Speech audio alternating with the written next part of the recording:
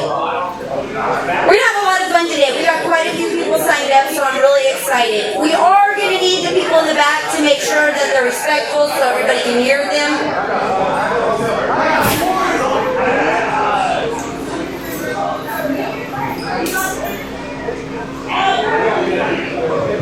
Okay, really quick before we get going, I want to thank everybody for coming out. Definitely want to thank our comedians that have already been here, that come back. That means you love us. And that's what we want. We really appreciate you. We got people coming from near and far to come hang out with us. I'm very excited to see what you guys got tonight. Really quick, what I did notice is we do have a couple birthdays today, so I want to make sure that we take a moment to wish them a happy birthday. We've got somebody very important to me, my mother. I'm not going to say her age, but I am going to say buy her some fucking drinks. We are definitely going to do that. And to all of you other June babies, happy birthday. I'm not going to take up more of your time because I'm just going to introduce my baby. Mario?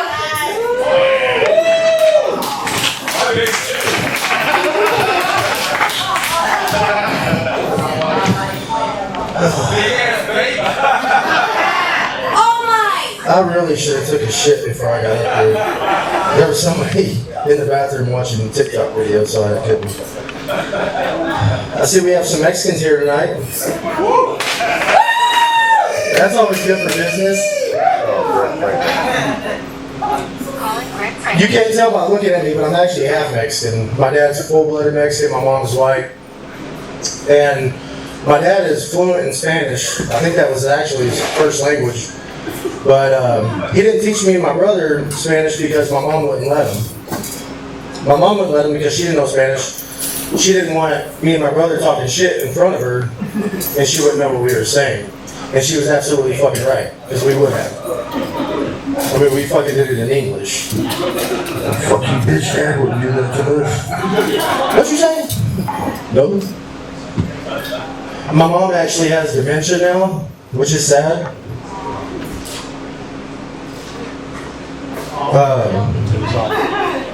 Okay. But, so it's like her fear came true, because now anytime we talk in front of her, it's like we're speaking Spanish anyway. When I found out my mom had dementia, it was heartbreaking. So I made it a point to go see her every week to take money out of her purse.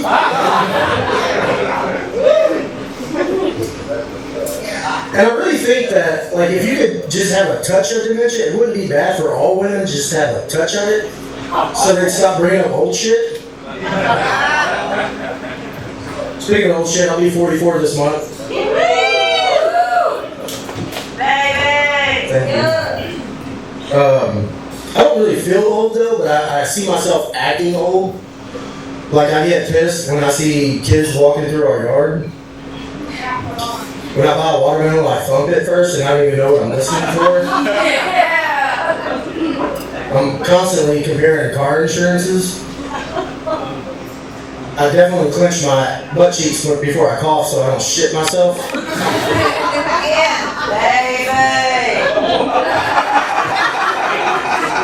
It's true. That kid's a sad one.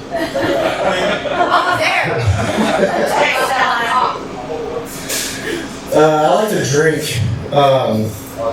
so obviously I'll end up in bars every now and then. The other day I was at a bar, and I heard somebody order a White Russian. And I only drink beer, so I don't know what these fucking drinks are. But they ordered a White Russian, and I was just like thinking to myself, do we really need to put white in front of Russian? Like, have you ever seen a Black Russian?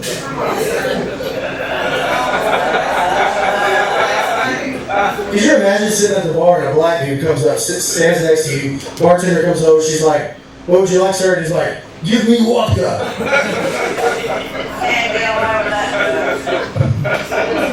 So she gives him a shot of vodka, and if you try to cheers him, he's like, for Mother Russia!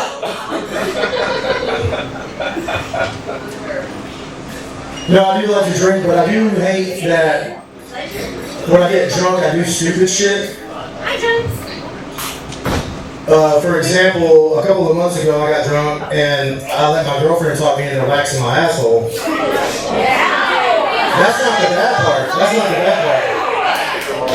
The bad part is I took a selfie of her and me doing it. Like you can see my butt cheeks and everything. And I posted it on Facebook. But I was skeptical at first, but I'm not gonna lie, I love having my asshole waxed. I'm gonna see how many times I can say asshole in this show. I love having my asshole waxed. You feel cleaner, you feel fresher. I mean, I just love everything about it. The only bad thing is that we live in Texas and I sweat a lot. So when your asshole is waxed, and you sweat a lot, if you're walking next to me and if you're paying really close attention, you can hear like. Okay, so the bottom one and the. Plus, you don't have hairs to muffle your farts. So when you fart, they all sound half wet. Speaking of half wet, I told you I was half Mexican, right? Alright, that's my time. Thank you guys.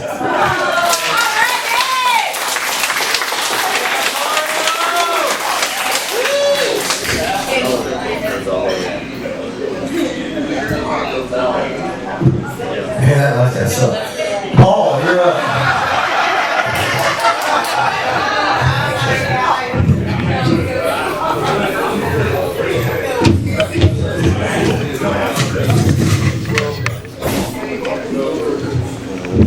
Hey guys, good to be here. Hey, I don't know if I've been watching too many cartoons lately, but I was down at the pool today, and it seems to me that like when women are wearing their bikinis too tight, it looks a lot like Homer Simpson wearing a mask. What? That's not a bad thing. That's just me. I am a recovering drug addict. And exactly 5 years ago today, I did heroin for the very last time.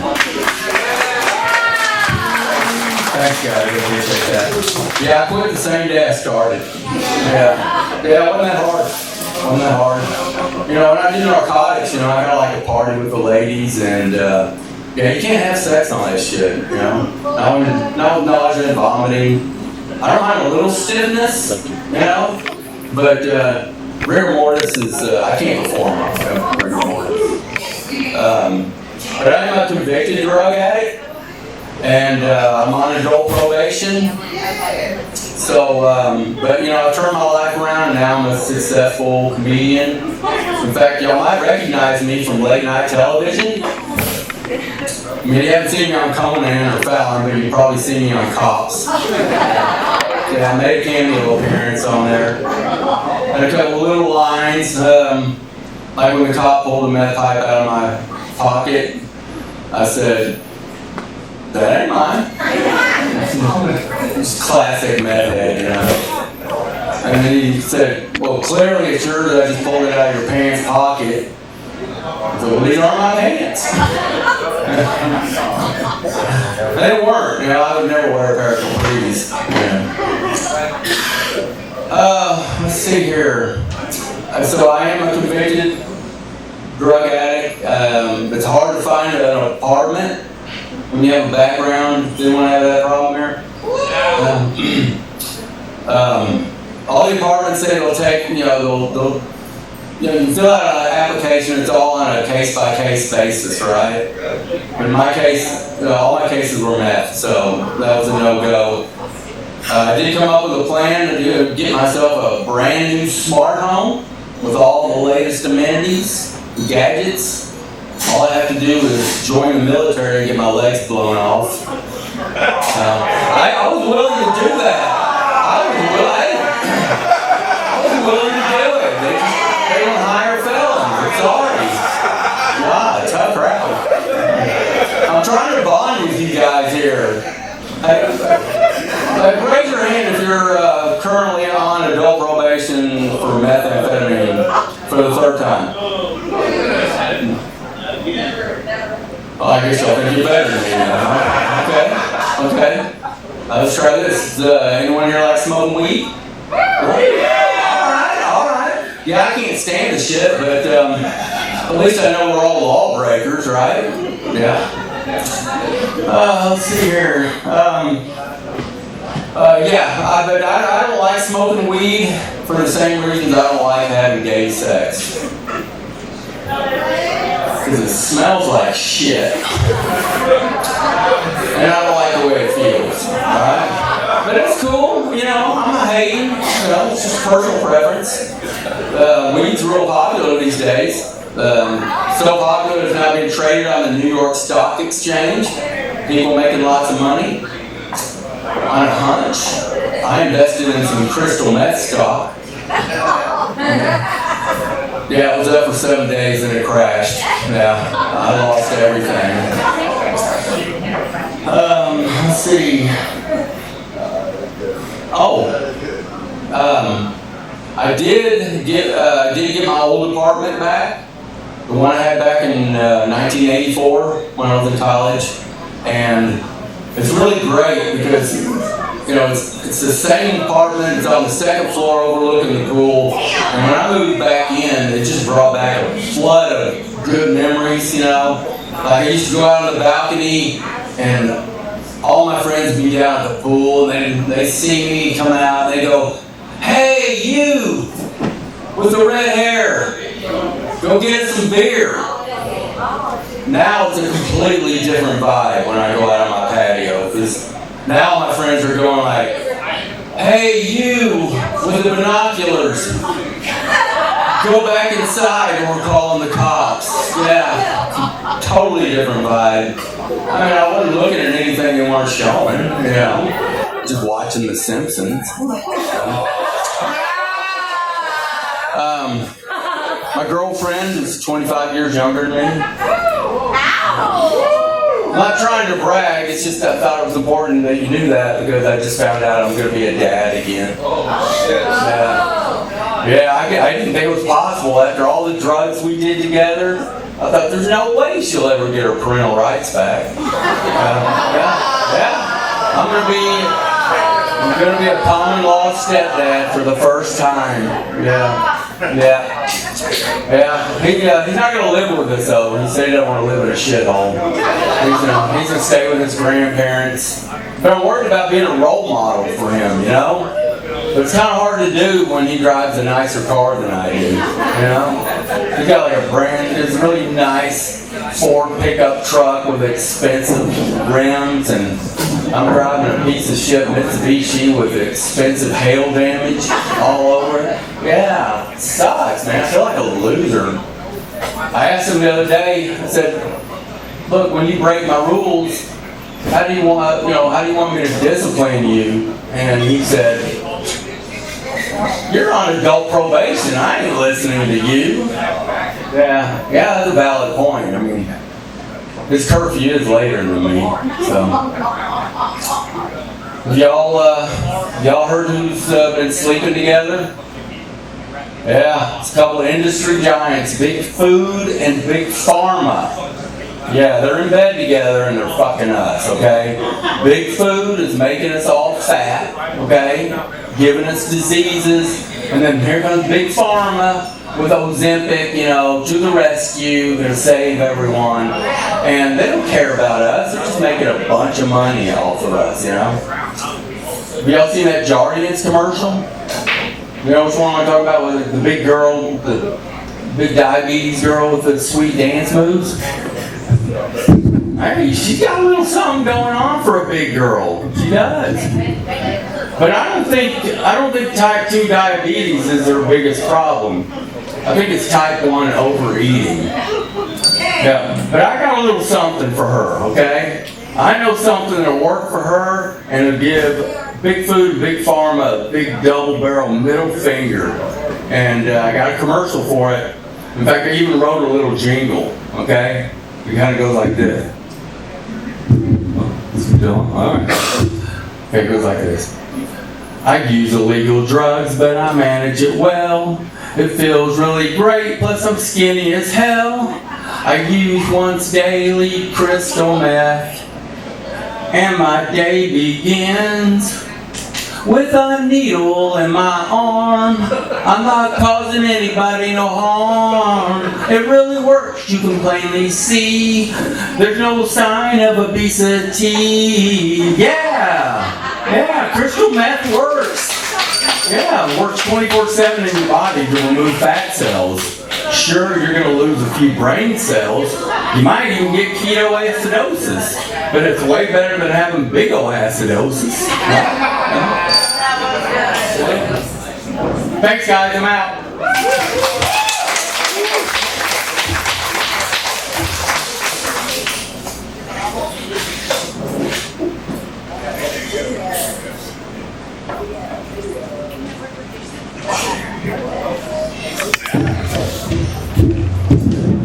Thank you, Paul. Good job. Next one up we got tonight is Jay Cookie. Girl.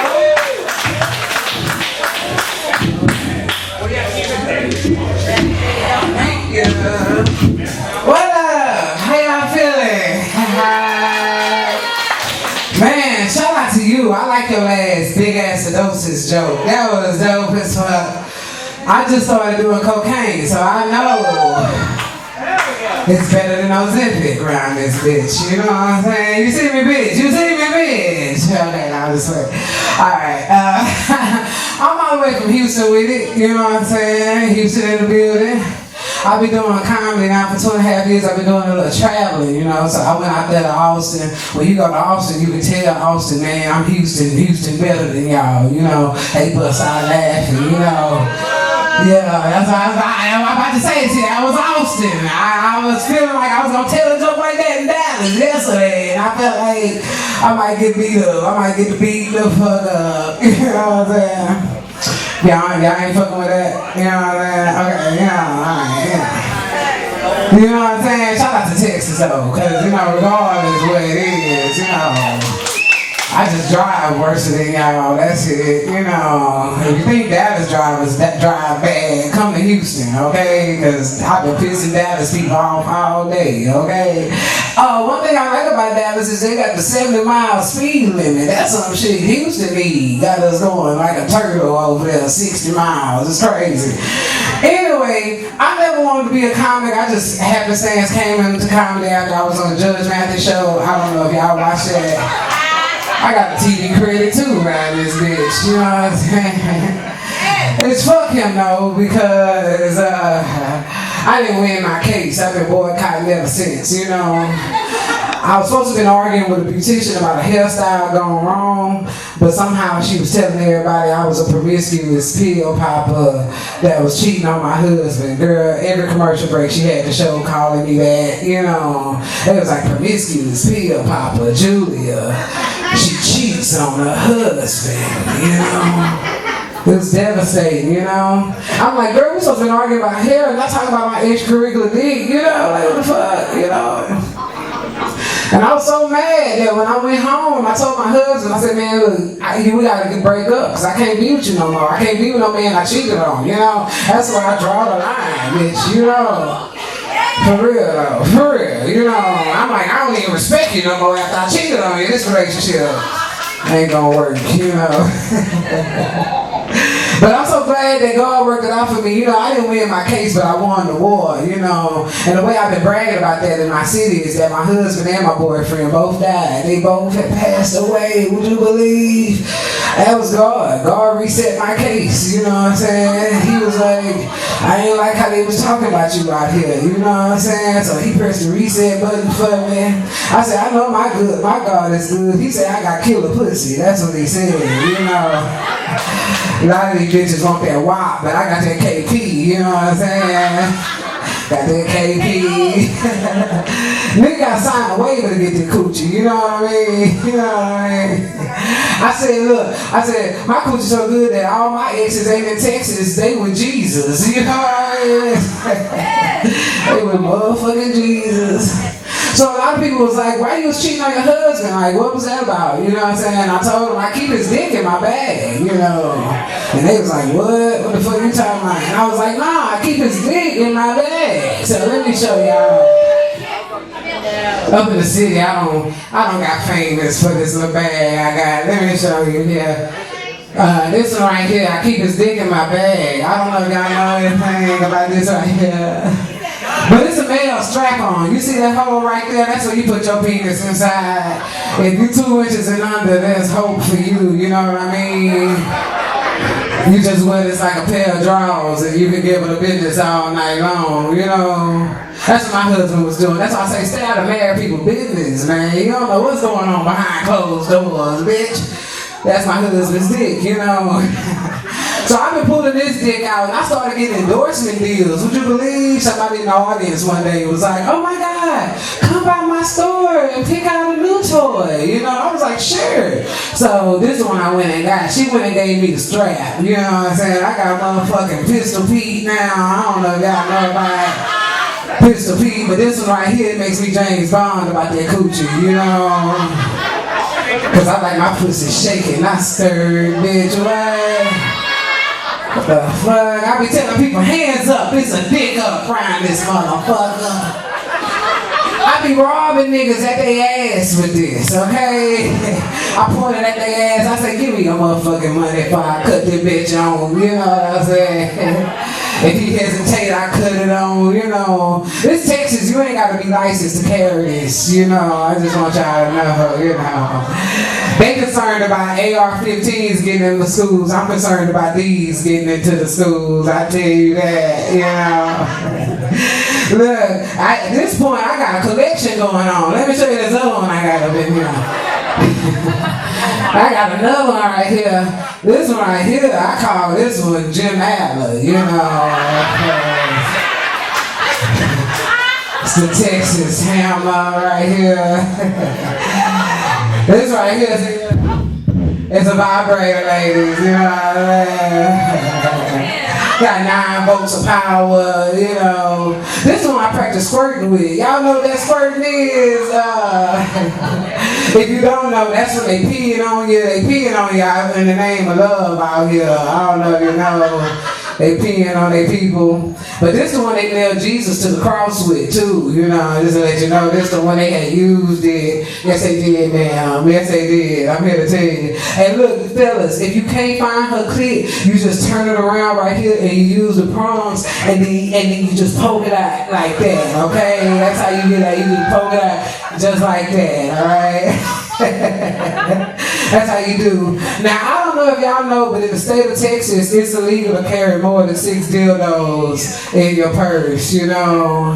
And see, as you see, all of them is black, but that's why I keep this white one right here on me for police protection. I keep this one on me for police protection. People be like, Cookie, how you got the white dildo? How this one come about? You know, I was trying to reconcile with my husband one time, you know. I can't compete with that shit. I look, you put this on. You got it. You got it. Have faith in yourself, sir. There's hope for you. That's what I said earlier, you know. I was trying to compete with my husband. I told him, I tried to give him this one, girl. He gonna reject it. He said, get that white nigga away from me. And I said, you racist motherfucker. You know what I'm saying? Because I didn't know he was racist. I thought the dick was fake. What the fuck is the color? You know what I'm saying? But, girl, he rejected it. He rejected it. Hey, but look, this is what I told him. I said, he rejected it, but little do he know, when I bought this one, my credit score went up 300 points. You know what I mean? Whole credit score went up, bitch. At home run we was waiting on, I had got when I bought this one, you know. Now he done died, he'll never know the benefits of having a white dick, and I find that fucked up, you know what I'm saying? I'm always saying, but I'm still alive, I'm trying to see what's up, you know what to do. Hey, y'all ever had dick so good you found it in the scripture? Psalms 23rd, it said, thy rod and thy staff, it comforts me. Yes, it do, Lord. Yes, it do. I told God, I know a rod. Hallelujah. And a pair of staff. It brings much confidence. Hey, how y'all feel about retarded baby jokes over here? You know what I'm saying? I got a little retarded baby too, you know. Don't feel bad. She got that shit from my daddy, you know. You get the good stuff from your mama and the bad stuff from your daddy. That's what my mama raised up us on. You know, she raised up us on, I can't even say it. She raised us up on that. There you go.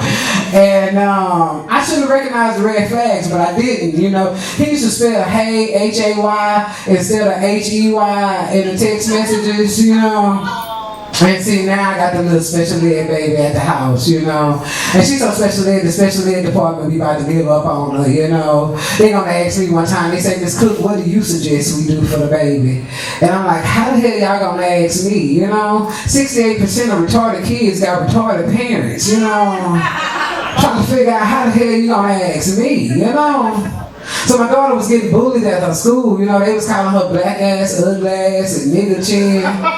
And I was like, what the fuck is a nigga chin? You know what I'm saying? I was like, look at I thought they was telling her chin looked like her daddy's or something, you know, because they was wrong as hell for telling that baby the truth like that. You know, that's how I felt. So I had to pull up out that school. I ripped out that school. I Googled retarded schools near me. I found 6 of them in my area, you know what I'm saying? And then I put it in one, you know. And I don't know if y'all know, but you gotta pay to put your babies in these schools. One school was $8,000, another was $12,000. I said, I don't know how much coochie they think I'm about to sell for this goddamn tuition. But I'm about to sell this shit for my baby education, you know. When they told me that tuition, I looked at that principal like Forrest Gump. Mama looked at the principal, and I said, what I gotta do to get my baby in this school, you know. Needless to say, she over there thriving and doing well, you know what I mean? Let me tell you guys another joke before I go. I got a gay son. I got a fake ass gay son over there in my city, you know. I call him fake gay because he told me he was gay, you know, and he told me don't tell nobody, and I've been telling audiences for weeks now, you know.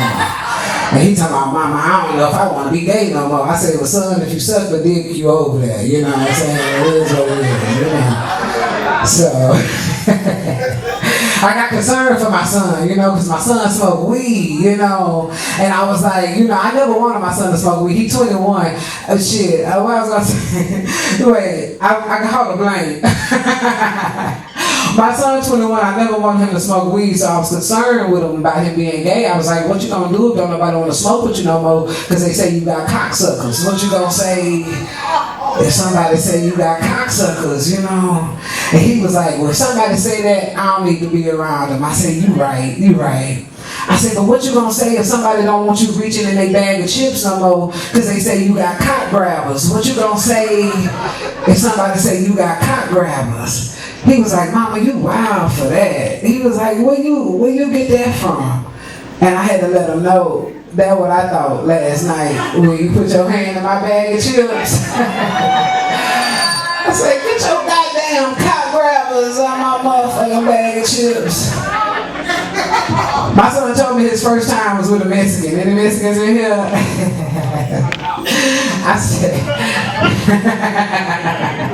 look, this is my Trump joke. I said if Trump would have built that wall 3 years ago, I wouldn't be going through this. Am I right? What you said? Did you say I built the wall over there?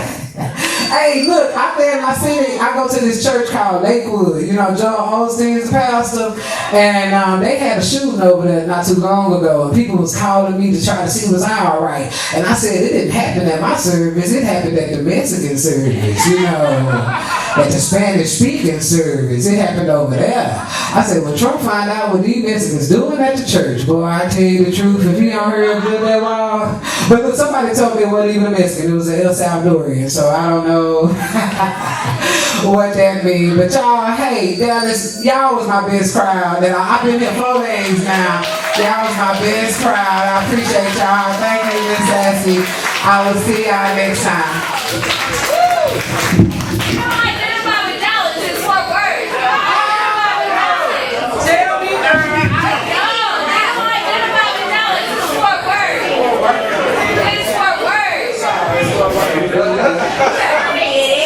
Y'all give it up for Jay Cookie. She did awesome.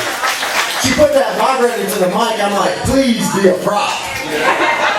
But now that I'm talking into it, she used that motherfucker before. Watch that shit, girl. All right, Shawnee B.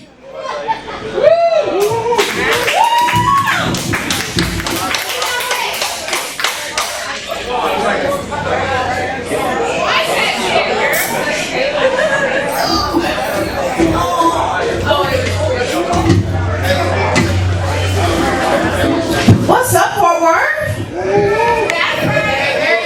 Yeah, man, I had to bring my purse with me. Somebody in here steal, so let me keep that in mind. My name is Shawnee B, and if y'all cool with your girl, cool with your girl. Miss Cookie, you said you from Houston? Yeah. Like you live here now? No. But you want back? Yeah. I just left Houston on Tuesday. I did a comedy show out there, and the day before I was getting on the road, my friend posted in Houston there was 8 murders that day. I said, well shit, do I need to cancel my show? Cause y'all killing in Houston, baby. Dallas is bad, but Houston is horrible. Let's go, man! He said, let's go, man, let's go, man. Give it up for the Mavs, man. So I love to get back to the homeless. You know, I don't think anybody deserves to be hungry. So the other day I was going to the gas station, and instead of swiping at the pump, I said, let me go on inside, because I got my taxes. I want to feel executive. This homeless guy sitting on the ground, I looked at him, I said, hey baby, you need something to eat? This man looked at me and said, can you hook me up with one of your friends? I said, well, wait a minute. You looking for housing? Smart man. It was a smart man. I gave my friend number because she told me she was looking for a relationship. She never said what kind of man. So I just gave the number to him because I ain't got time. So I love when I have a diverse crowd. This is going to be the minority part of the show. We got 3 black women, 1 to be right. So, white people, you want to know how we know our name is ghetto? Y'all want to say, y'all want to know? If we tell you our name and your voice go up 3 octaves, we know our shit is ghetto. Let me give you an example. I was at a restaurant, and she said, table for Juanita? And she stepped back. I said, ooh, her name ghetto. Her name ghetto. It's ghetto. So when you go somewhere, it's gonna dawn on you. You gonna be sitting somewhere, like Shawnee B told me, just listen for the name. Go to a black restaurant, listen for the name. She gonna go up. Shaquita? Take that with you. Y'all gonna remember me later, okay? So I figured out how to fix racism. Y'all ready? Y'all gonna participate? Okay. I figured out if we just learn each other's verbiages, we will be fine. So white people, if I say something that you say, just clap. I'm gonna teach y'all some black stuff too. You know what grinds my gears? What? Don't lie. I hear y'all every day. Stop grinding them. Stop grinding. Okay, got you. You picking up what I'm putting down? Hell yeah. Okay. Black people put that in your pocket. For crying out loud. Yeah. That's your shit, ain't it? Okay. This is a bunch of boomer stuff. It's boomer stuff? Are you smelling what I'm stepping in? Are you smelling what I'm stepping in? I gotta add that to my car. Looky here, pal. I don't make the rules. Some of y'all lying. I know you are. Newsflash, buddy. Yeah. That's your shit, Sandy. Okay. You're staying on thin ice. Yeah. That's your shit. Okay. I'm warming up. You snooze, you lose. Yes, I said it with my kids. You said it to your kids? Your kids were like, man, mom, shut up. No more Mr. Nice Guy. Yep. That's you? Okay. Early bird gets the worm. Early bird gets the worm. Okay. Do you know who I am? No. Somebody lying. Read it and weep. Okay. Now, white people want to teach you the black stuff, so you can put that in your pocket. Since hurry up, tell me I got somewhere to go tonight. Yeah, do it. I know you lying. That's our shit. Yep. Brother man. Period, poo. I'm using it in a sentence so y'all can do it. The bartender back there will give you are there any drink special today? And she'll say, period, poo, and she gonna walk off. Alright? Use that white people don't lie now. We say things twice. You'll say, are you sleepy or are you sleepy? Why? You say me why. It's the same level of sleep. Put it in your pocket. I'm gonna teach y'all this one, and I need y'all to say it with me. Ugly ass. So, don't go in these streets saying ugly ass. You gotta cut off the L-Y. It's ugly. like the boots y'all wear. Ass. Ugly ass. I use it in a sentence. Why is Popeye's line so long with they ugly ass? Boom. Ma'am, you said you tell your son, what you tell your son? Well, you said that you tell your kids that? Are you picking up what I'm putting down? Okay, now, how old is your kid? Oh, 16 now. He can get this. You tell him, clean up your damn room with your ugly ass and walk off. Okay? Tell him that. Okay. Don't say I ain't passing it to you. We say one thing for sure and two things for certain. Oh, that's a good one. That's it. Put it in your pocket, birthday girl. Put it in your pocket. All right. And then we say this on Facebook. Say it again for the people in the back. Yeah. That means when we saying some real shit. I'm not the one or the two. That means we got to cut you out. We got to cut you out. And then get somebody else to do it. That's what I told my job when I quit. I just told them get somebody else to do it. Now, for those of you that got kids, I have an 8-year-old. And when he was first born, we were trying to figure out how to find a perfect babysitter. So do y'all want to know who we use? I did my little research. I found a place. 24 hours around the clock. CPR certified. Do y'all know y'all can drop your baby off at the fire station? Because they will keep your kids. Now, I don't know if you'll get them back, but if you drop them off in a car seat, they'll keep your baby. So I always love to tell Dallas, thank you, Dallas, because he's with them now. He 8, but he's still with them. Y'all some bad parents. So I'm going to tell y'all how I got my iPhone 15 for free. Y'all want to know? I bumped into this girl. She was trying to take a group picture. She was like, can you take my picture? I was like, sure. And I just kept backing up. And backing up till I got in the damn car. And that's how I came to this show. My homegirl phone right over there. She gonna definitely try to find my phone. It's her business. So, gentleman right here, you said you were doing heroin? One time. One time, you quit that day. That's right. What was your drug of choice? Meth. Meth. I'm not that high yet, sir. I'm still on weed. But when you do weed, you get real smart. And I had hit the blunt one time, and I started thinking, because I had a dog, I said, damn, cats and dogs don't got booty cheeks? Have y'all ever noticed that they don't have booty cheeks? They just got a booty hole. The poop just come right out. Yeah. Yours got booty cheeks? I was like, oh, he got a dog with booty cheeks. Okay. It's weird. So let me see. I think I'm good. I don't know. Oh, last but not least, inflation. Y'all dealing with that going to the grocery store? Yeah. I've been stealing eggs from Kroger for about 3 weeks. I'm not even gonna lie. It's a little tough. But when I was going to Houston, I had got my rental car from Enterprise, and I didn't know that the rental car company was dealing with inflation too. When I went to go get the car, the lady walked me to 1994 Hyundai Elantra. I was like, "Whose car is this?" She was like, "This is Lisa's car. Bring this one back at 5." So they rent out their personal cars now. It's weird, but I said, "Okay, I'm gonna do what I do." But I appreciate y'all. I'm trying to run some stuff because I got a few shows coming up. So it kind of gives us some leeway to know if we want to use this. So for the rest of y'all coming up here, y'all do your thing. Sandy, thank you, baby. Thank you, Fort Worth. Shawnee B, if you cool with me, cool with me. Willie.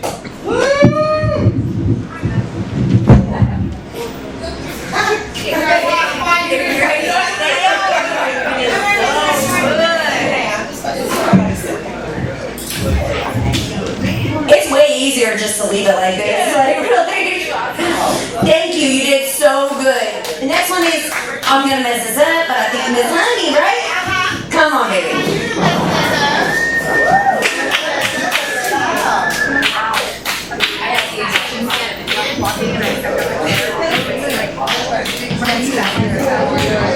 Y'all supposed to clap when y'all see big ass walk on stage. Y'all see all this ass right here? Y'all see all that? I put all this ass on the back of my shirt and earrings and everything. Hello, y'all amazing people. Y'all, okay, so y'all didn't go to school, y'all didn't learn to talk back to people when they talk to you on stuff. Hello, beautiful people. That's what I'm talking about. See, shit like that make me want to pop pussy on stage. God damn it. I am Miss Honey, the entertainer. I am up here because I want to run some new jokes with y'all. Real shit. And all of my jokes are real life experiences. I don't know how to make shit up, okay? That's why cooking is not what I do. I read, the recipes and shit. Nevertheless, y'all, I was driving through Dallas the other day, and I kid you not, when you stop at a stop sign for myself, because I'm real animated, like I like to sit down and watch people do people's shit, right? So I'm at the stop sign, and it's right next to the door, and I noticed two handicaps coming towards each other. Now, one handicap was in a wheelchair. I'm talking about the wheelchair, you know, the motorized one, right? You know, the ones with the rabbit on one end, turtle on the other. If you don't know anybody, one of the, you know, wheelchairs like that, get you a real friend, because that's the ones I like. The ones where they gotta do this shit, I don't like them. I like the ones where they dick work, so they, you know, they arm strong for the jack off movements, but outside of that.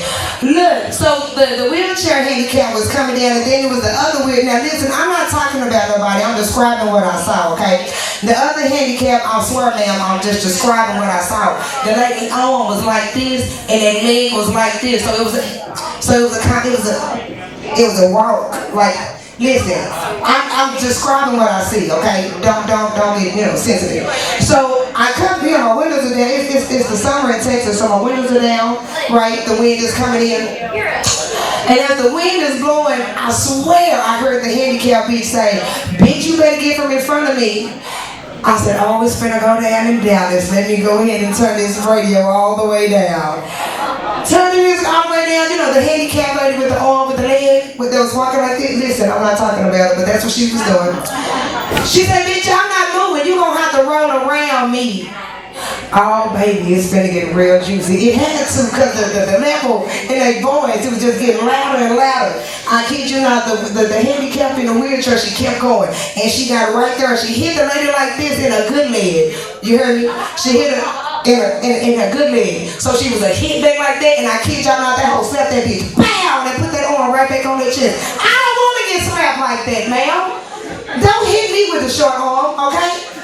No. No, and now you cripple on both legs, bitch. I'm not doing it. I'm gonna roll around you because I don't want the short arm in my face like that. I just don't want to lose like that. Now, granted, it was a real big altercation, like to the point to where, you know, the bitch with the short arm slapped the bitch and then she done fell out of her chair and she done rolled out the chair. Now the dark police done came and done put the chair up. Now, this is what killed me. When they picked the wheelchair to put it, you know, right side up, and then they went over to help the handicapped bitch to put her back in her wheelchair. But the wheelchair done took out, bitch. Now how the hell? Why didn't nobody put the brakes on the head on the wheelchair so the bitch car wouldn't take off? But it did. It did. And what was funny, the handicapped bitch with the arm and the handicapped leg, that bitch went chasing the wheelchair, bitch. So look here. Dallas is hilarious to me. It really is. I have a question for you. Did you guys know that right now your children will not know what it's like to go to an actual toy store? Right now. No, you ain't thought about it? Think about it with me. Let's go on a journey. When you go to the Walmarts or the Targets, right? They give you that one lane. I mean, you know, that one on the aisle where the kids can touch shit, right? Right? Do y'all remember Toys R Us? You remember going to Toys R Us and you can play with everything. You can like shit off the damn aisle and you can still play. They're not gonna call the police or nothing. They just gonna let you run around, clean up after you and shit, right? Did y'all remember the Toys R Us song? Let me see. I don't wanna grow up. I'm a Toys R Us kid. What y'all at? Thank you. From toys to trains to video games. It's the greatest toy store there is. I don't wanna grow up, 'cause baby, if I did, I couldn't be a Toys R Us kid. Y'all know that song? Right? Y'all know our kids will not know what it's like to go to an actual toy store until they're 18. And by then, it'll be called the Toys in Us store. Right? Am I by myself? I know everybody in here done been to a Toys in Us store. You got to have been. No, I'm by myself. Don't worry about it. Fuck it. I own a whole slew of them. I sell dildos, vibrators, lubricants, all of that good shit. I actually made a whole video about, a whole song about the Toys in Us store. I did. You want to hear it? Here it goes. I am all grown up now. I'm a Toys in Us kid. There's a million toys in Us that I can come with from Loose straps to vibrating things. It's the greatest toy store there is. I'm so glad I grew up, cause now, oh, okay, what is it? I'm so glad I grew up. Now I'm a, what is that? I got my own goddamn song. Ain't that fucked up? That's why, this, right here, this is what we do. I'm so, what is it? I'm so glad I grew up. What is it? Bitch, I forgot my own song. Ain't that sad? Fuck, I forgot my own song. But you know what I mean? The song about the clap anyway, because this is what it was. See, I ain't never fucked up on that song, Shauna B. I just sung this song on the first. So I have a band. And that's what I like to sing. And that's all I wanted to tell you, is I have a band, and that's what I like to sing. Moving forward, I'm a lesbian comedian, and thank you, goddamn it, Pride Month. Now, I'm gonna say this, every time a dude get up here and he say he eat pussy, everybody wanna clap for him, and like celebrate him and shit, like, oh, you done accomplished school or something. So let me just see some real quick. I bet you do it better. Hi, I am Miss Honey the Entertainer, and I eat vagina. Bitch, clap for a motherfucker. Damn, this is a hard ass crowd. Y'all like all the nasty shit, but don't want to clap. That's crazy. Do I need to show a titty real quick one time? Sir, I'm the wrong comedian, sir. Sir, at my shows, I pull titties out. So if you ever want to come to one of my productions, I pull titties out of my production. Look, I love being a lesbian. Did y'all know that there's like 9,762 different types of vaginas? Yeah, know that. No, it's just different types of vaginas. Like, you're not going to find two of the same, you know? It's not like they were manufactured by the same person. So, like, and I had to figure this out on my own. Like, when I first started messing with vagina, I started playing on my own first. I was cool with that one. It was real pretty. I'm used to it, you know? And then I bumped into, you know, somebody I really wanted to, you know, put my face in, you know? And her vagina looked a little different from mine. You know, her clitoris was a little smaller, but her lips was a little longer. You know, so I thought something was wrong with her. I ain't gonna lie to you, I really did. I come to the picture sick, I did. So I said, I'm not gonna fuck with you. Found me another piece of vagina, right? And this vagina absolutely took me for a loop. Like, I'm really down to trying to, you know, be good. I'll say it that way. I was trying to be good. But it was like eating a clown, but not the cooked kind. It was lips, and then it was the inside, and it was a dot. Like, that was it. Like, there was no clitoris. Like, nothing was coming so I could actually suck on it. So I just got fed up. My neck was hurting and shit. I hit the bitch on the knee. Hey, bitch, where your clitoris at? I can't find it. I'm about to give up at this point. Like, who in the fuck does this? Like, I immediately begin to think, like, do my friends that suck small dicks, do y'all do this first? Do y'all, like, move the balls out the way to try to lift up whatever is that? I don't know. And there's many different types of vaginas, I swear. Where about the girl with the dildos and straps? I like her. And this is why. So, I'm 41, right? And so I've been fucking bitches for a long time. That's why I'm okay with talking to other grown-ups about fucking. I mean, you know, your dick of choice is your dick of choice. It's just not my dick of choice, right? But what I've come to realize is that I only date bitches who understand the concept of playing Nintendo. Did y'all ever play Nintendo? Right? And in Nintendo, it was player A and player B, right? So player A, you know, because when people came over to our house, our people told us, you always let your visitors play first, right? And it's called common courtesy, right? It's being polite, that bullshit, right? Who the fuck that ever got it? Anyway, so player A comes, right? And player A, he is jumping and skipping and hopping over shit, you know, right? So first you're gonna kiss me and suck on me and finger me, and then you're gonna put your strap on, you're gonna put that in, you're gonna bend me over, bring my leg up, right? And then you go, and then, you know, it's my turn, right? You gotta flip over and play a B turn, because everything you just did to me, I'm about to do to you, I'm gonna color purple the fuck out of you. So don't be holding, oh, Miss Honey, no, we can't do that. Bitch, you hit me first. So I'm gonna get my neck back. Don't do that, all that goddamn touch me not shit, don't touch me today, goddamn it. Look, I also like older bitches, the one that don't carry a backpack, the one that have the rheumatoid arthritis, you know what I'm saying, the one who hands you like this, all that long. I like you.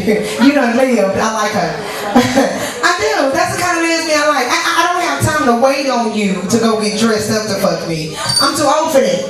I need this right here. Okay. That is my time. I am Miscellaneous Honey. That is MISC Honey. You can follow me on all social media platforms. You guys have a phenomenal evening. Thank you.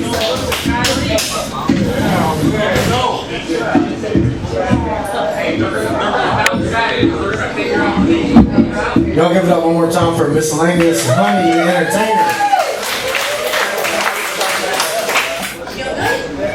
She's a black lesbian comedian with one pant leg. I think she should go by LL Cool Gay. I'm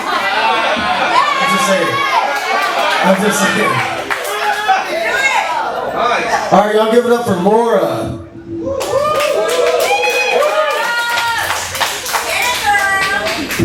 You said my name with the half of you that is white. Yeah. You could have been like Laura. Like,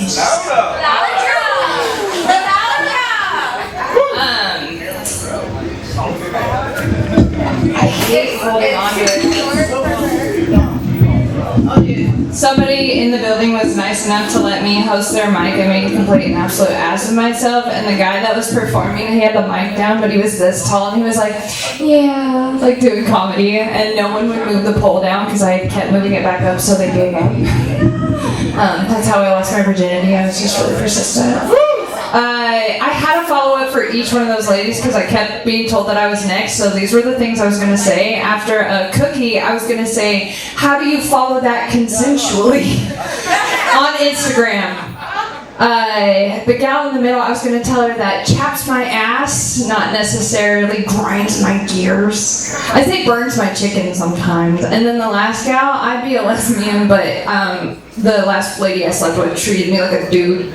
She was like ripping into my shit, and I was like, guys do that, what's the big deal? I was literally fingering her, and she was like, you must masturbate all the time. And I was like, you feel like warm bloated pasta salad and it's sticky, and I feel like I'm just supposed to be here. I didn't start masturbating until I was 21, but I lost my virginity when I was 15. Like, I fell in love. I got my growth spurt before I found the man that I was going to spend the rest of my life with, or I picked him before and then I had my growth spurt. He looked like Mary from Lord of the Rings. I digress. Let's give it up for our host real quick, because they're nice enough to let us do this. Please. This lady is so nice. The reason why I didn't come to the very first one of these, and I was invited, I felt like I was somebody. Her faith in her keeps me going, but she just messaged me out of nowhere like I was hard to get a hold of. And she was like, we're doing the show, you should come. And then my grandma died. And I was like, so that's the reason why I didn't make it to the first one. But the grandmother that just passed, the very last mortal thing she ever said to me, she hugged me, and on the way out, she went, with a body like that, I don't understand why you're not married. If you don't marry by the time you're 30, you're just not gonna make it. She's not Southern. And I got a concussion on my birthday, and he paid for half of my medical bills because I don't have insurance, so that was cool. Anyway, I wrote this while I was sitting down. Oh, hey guys. I have more legs than a bucket of chicken. I'm like if a dad joke was sexy, my little T-Rex arms. I'm only 5'8" this way, and I'm 6 foot this way. My legs are like, we're 6'2", and my torso is like 5'8". It's the best I can do for you. St. Patrick's Day story. I was standing outside and this guy came in from the patio and he I didn't feel anything, I just turned around because there was a ruckus. And he was like, man, my buddy touched your butt. And I was like, is he president of the Flat Earth Club? Believe it or not, my first foray into comedy was stripping. I renamed dyslexia. I'm renaming my cleavage Disneyland because it's the happiest place on earth. So stand-up comedy stripping, I made it a thing. I'm a $12,000 stripper and a $10 comedian because I tied for second at Hat Tricks, for those of you who remember what that is. That's why I perform at Poor Choices on Monday in my lingerie because it's just a little too on the nose. Oh, your hair. I'm also just starting that rumor, but one day I'm actually going to do it. My boss boss decided to do this emotional bunch of bullshit at work that had nothing to do with my job, and it was making us all really comfortable or uncomfortable.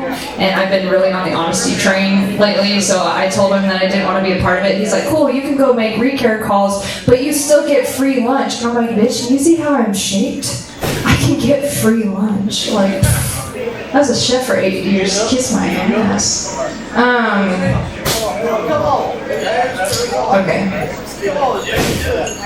So, we live in Dallas, right? I moved to Texas from Oregon, and there's mountains. And I understand the guys who are like, I love big titties. Because moving to Texas is like going to the strip club and everybody is flat-chested. This is some shit. I asked where your lookout mountain was so I could see the city, and they're like, Reunion Tower? I was like, okay, cool. Do you think JFK died hungry? Sorry, that was on me. He was done for the day, he was going to lunch. Do you think he exited the building and he was like, hey Jackie, I'm gonna have pot roast. What are you gonna have? The chicken or the Cobb salad? Because it's the 60s. He's just trundling out to his car. But let's get real, guys. No one's asking a woman where she wants to eat because that would give you a headache. I love you so much. You know what's messed up though? I think we should put Caitlyn Jenner through the same test, because if she can still answer that question instantly, that's still Bruce. Yeah. I'm really upset that science found it more important to turn the male penis into a vagina so men can start doing the helicopter from the inside, but until August of last year, we weren't using menstrual blood to test feminine products. I'm out here unconfidently bleeding into stuff with my freaking Great Wall of Vagina, which for those of you who don't know, it's a 7-mile taint. It's some shit, and they didn't even fucking ask. That's like doing car crash testing into a pile of mattresses, or handing a vegan an EpiPen to test the efficacy of how well it's going to work. Wrong kind of nut. Thank you for hanging in there for that one. I know efficacy is a big word. How much time do I got left? But, wow, we're going to get here from. Shit, I might take it off the stand today. Woo! There's no pole, otherwise I'd just get up here and spin, and you could be like, thank God you were a stripper in the dark. I recently just shaved my sides again, and I went to work and I was like, I'm aerodynamic now. I'm excited to be back here. I'm really glad that I watched Sons of Anarchy before I came out to this place, because at the front it says no cuts or colors, and I was like, I have a bastardized mullet and I have black friends. I can't come in here. And then I realized, thank you, Charlie Hunnam, for being like, this is a cut in my blonde hair, my British ass, in an American TV show. Let's talk about that real quick, because it's really funny, because I pounded it. I'm a gigantic fan of Walton Goggins. Big old fan, but I'm not, I may or may not watch Fallout, but I cherish that man. And my boyfriend got me on a hook. After I watched Justified, he goes, dude, Walton Goggins is a transvestite in Sons of Anarchy. And I was like, oh, sign me up. You have to watch all the way to the 5th season, and she's like in 4 episodes, and then the last episode of in the finale, she's in the finale for 2 seconds. And he told me that she died, she doesn't, and I was really frustrated. But I watched this entire show, and it turns out that Katie Siegel, she went up to her husband, and she was like, I don't want to be animated, and I don't want to be a floozy. Make me like a drug-doing, biker lady killing badass. And then they went around and told Charlie Hunnam that he was the main character. It's just fucked up. So, any Rob Zombie fans? So Rob Zombie is a beautiful man who, he has the money to support his wife's dreams to be in movies, so he puts his wife in every movie. Katie Siegel is just higher budget Lady Mrs. Zombie. That's all that show is. It's so frustrating. Thank you for letting me air that out. I knew I put on a bra today for a good reason. Oh, goodness. I guess I'll riff off my closing joke, because I wrote it as I was sitting there. Oh, there's nothing harder to find than a G-spot, other than my funny bone. Wow.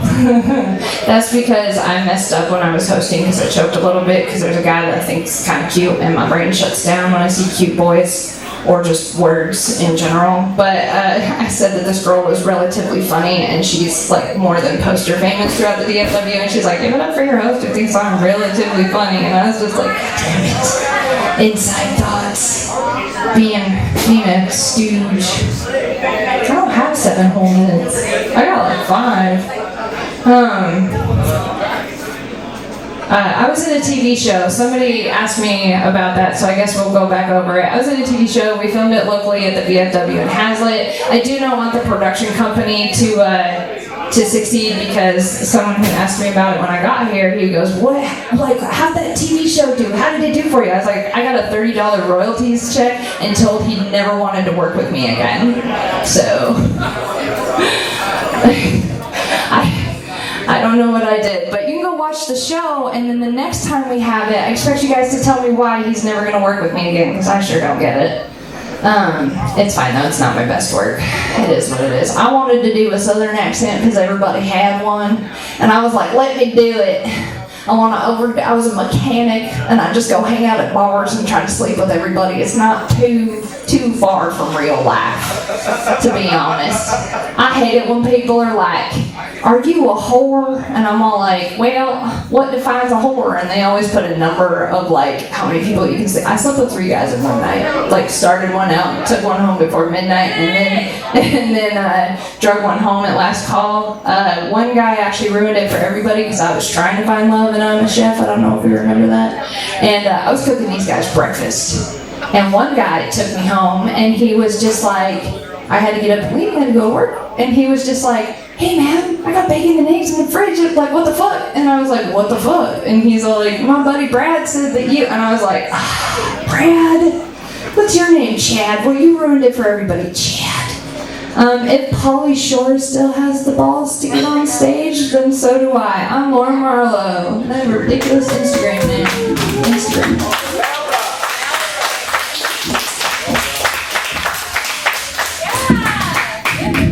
Y'all give it up for Laura. Y'all may recognize her as a different name as Caitlin Clark.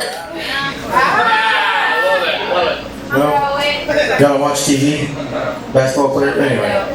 Shimon, you're up next, buddy.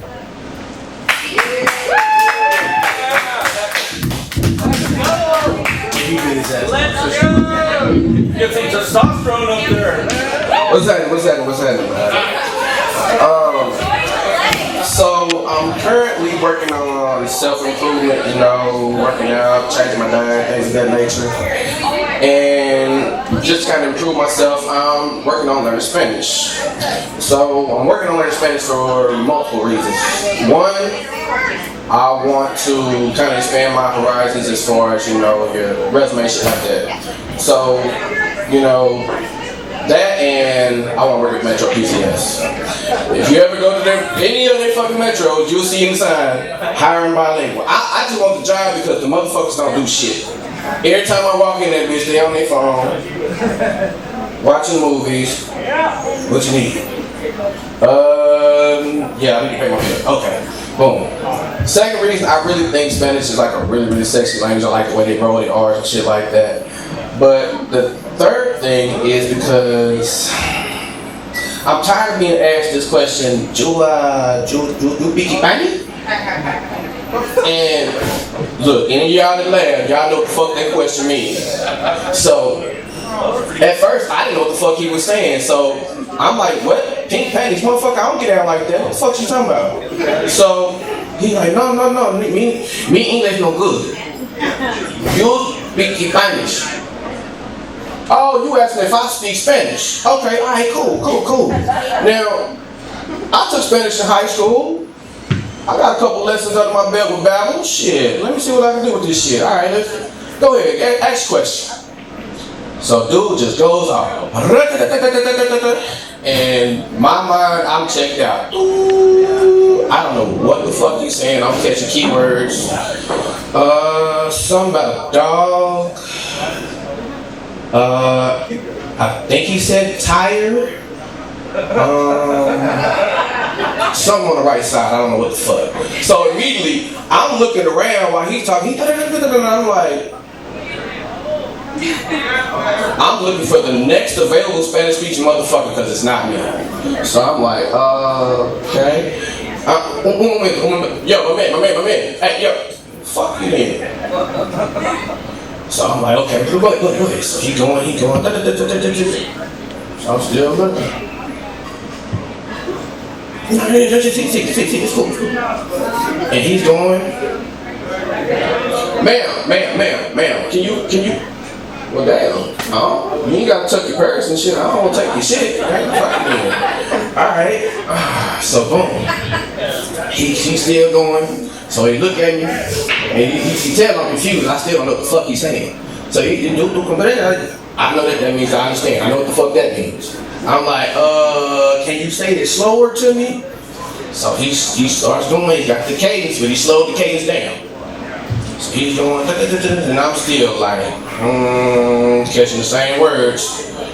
Some about the tire, some on the right side, and a dog. What the fuck is he saying? Alright, check it. So I'm listening. Oh, somebody's wife. I heard it's supposed to. Okay, that means wife. I'm getting better. Alright, we make it somewhere. The whole time you're talking about it. Yo, look at him. Let me holler at you. Dude's a little Mexican dude. Tattoos all over his arm and shit. I'm like, this motherfucker gotta know Spanish. I know he do. He said, look at her. Hey, let me holler at you real quick. So he come over. Like, what's up, bro? I said, say, look, I need you to do me a favor. Dude's trying to tell me something. I don't know what the fuck he's saying. Can you, you speak Spanish? He's like, well, I don't speak Spanish. What the fuck? Ain't you Mexican? He's like, yeah, I'm Mexican, but I'm born here. What the fuck? So you don't speak no Spanish? He's like, nah, but I understand it. Cool, I can work with that. Alright, check, this is what I need. Can you listen to him and tell me what the fuck he is saying? Because he is real adamant about whatever the fuck he's telling me. He's like, yeah, I can do that. Cool. So dude go to president office and he's like, oh, damn. And looks at me. What the fuck are you looking at me for? So he's still going, he's like, wow, what the fuck? He looks at me again. I'm like, what the fuck did I do? What the fuck? Why are you looking at me? So I'm like, man, what the fuck is he saying? What is he saying? And he's like, so that's your truck right there? I was like, yeah. He said, so he's saying that you ran over his dog and it's under your right tire. I was like, what? So boom, I walked to my truck. Oh shit.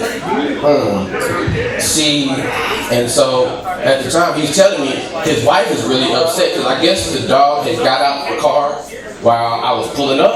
Now I felt the little bump, but I thought it was like the little curve thing that stops the trucks and shit. So I didn't think shit about it. I hopped out when the store came out. So I'm like, damn. See, because I ain't paying for no fucking dog. I'm sorry. I'm like, you know what? I'm so sorry about that. But I don't know what to do to help. So he's going, his wife, she's in the car, she's hysterical, crying and shit. I'm like, fuck. So I look at the Mexican dude, she's like, shit. And look at me, I deaf on the ass too. Say less. You know what? Sorry about you. Your dog, I'm sorry. Nothing I can do about it. So I hops in the truck, crank that motherfucker, and boom, I hit the reverse. That motherfucker crunch again. Back all the way out, roll my window down, I give him that laugh, alright, and I burn the fuck out. And that's all my time, folks. Appreciate you.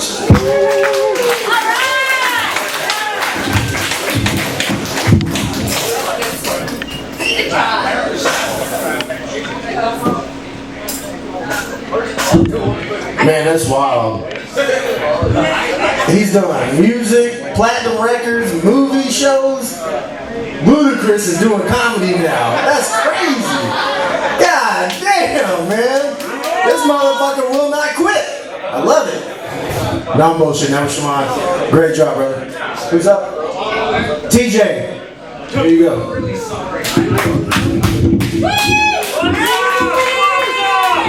Y'all keep that going for yourself. I need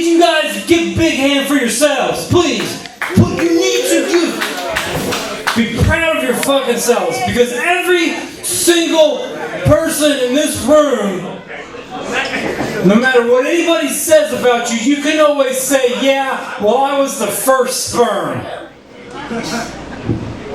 I'm a winner. Do you know how many sperm there are in your dad's drunken stupor of a fucking load? 3 billion.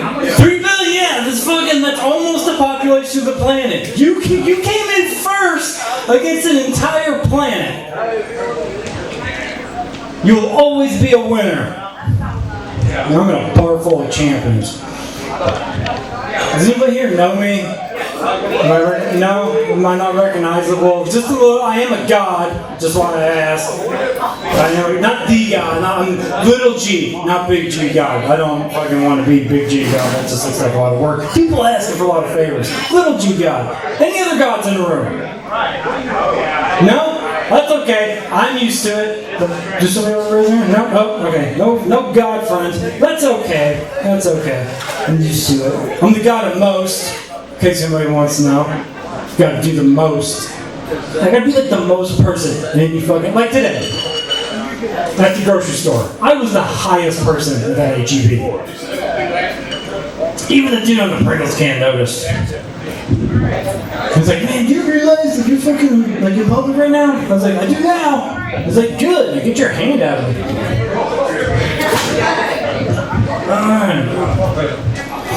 As a god, I don't need y'all to fucking laugh at me. I don't give a shit. I don't fucking need any of this. No, I don't need your viper. I just need you to believe in me. I believe in like my father did. Fuck. Was it too low? Like, looking at therapist shit? I don't know.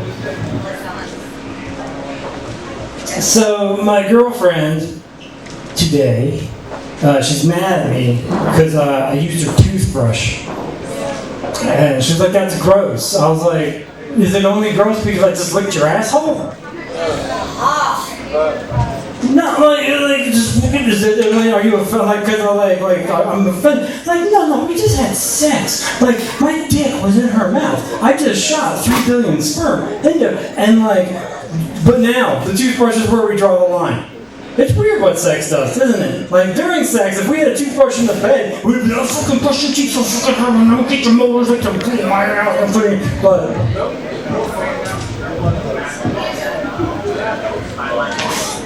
or everybody just does it missionary style, like you guys apparently do, where you're pouring fucking sex, because it's,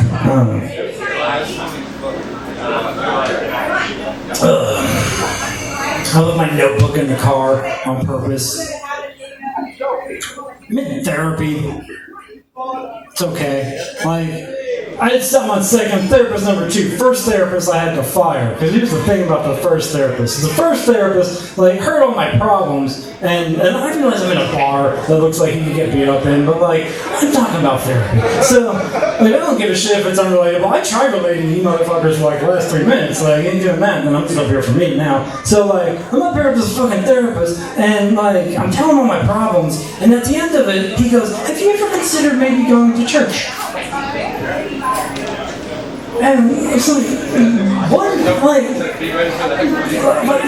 first of all, he fucking, like, this isn't God. He sent me, this is the doctor sending me to God. And it's not that I don't fucking believe in God. Like, I'm a God myself. I believe in things and stuff. Like, you know, I have a belief system. Like, you know what? I fucking climbed the mountain. I sat under the bodhi tree, and I met God. I had a conversation with God. 12 grams of mushrooms, met God, we had a conversation. Alright, so I believe in him. And at the end of that conversation, God told me that I needed therapy.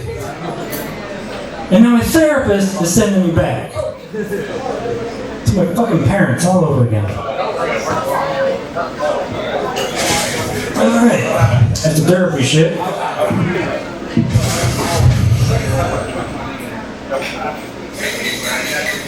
Do you know what just really gives me gas? Blowjobs.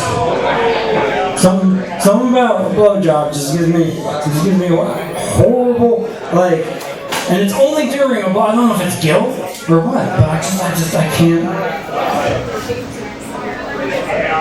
Alright. I get this, like, feeling that like I've upset like the front room here. I'm usually not a dirty comic. This is where I went. Yeah, fucking. I apologize. I'm trying to think of a clean bit of material. So before I had a girlfriend, I had a wife, and she divorced me. And divorce was a weird time in my life. Like it was like I learned a lot of things, and it took me like 6 months. No, that's a dirty joke too. Fuck, can't do that one. I'm struggling to come up. Well, what I'm getting into is I had one, and in that time period, my dog ran away as well, and it's okay. He came back, but I already gotten over it, so it's weird, just awkward. I already got a cat and shit, so it just wasn't the same house, and he can't. But I don't want back in. He's my dog, so he comes in and we're just not making eye contact and shit like that, and it's been like that for a while, and. Today, it came to a head because he walked in on me. I was changing channels and the remote stuck on the AKC dog show. And it's just, so he walked in just as it stuck there. I was like, oh shit. It's not what it looks like. It's he's like, no. Come on, leave it on. Is that what you like? Do you think that's, I'm like, no. I'm just yeah, it's pretty, but I want to pet it. He's like, I don't fucking want to look like that over there. I'm a wolf. I'm a fucking wolf. I'm not a labradoodle. I'm a fucking wolf. I don't care if I'm inbred and I can't make it on the AKC dog show. I'm proud of who I am. And you know what? You fucking changed. I'm like, I fucking changed? It's like, yeah, you really fucking changed. You got a cat now? What the fuck is that? You scoop out its poop? That's fucking pathetic. I'm like, you know what's pathetic? Just fucking running away because I left the door open. Who the fuck does that? He's like, well, maybe I would have run away if we went outside more often. I was like, I can't fucking take you for a walk because you're bad on a leash. And he's like, I wouldn't be bad on a leash if you were such a weak pack leader.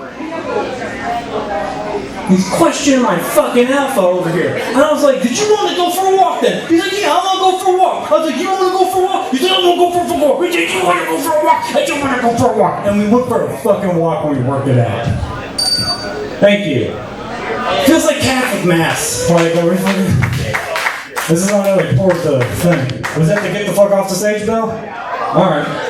Well, I'm getting the fuck off the stage. I appreciate you guys giving me your time. And spend money!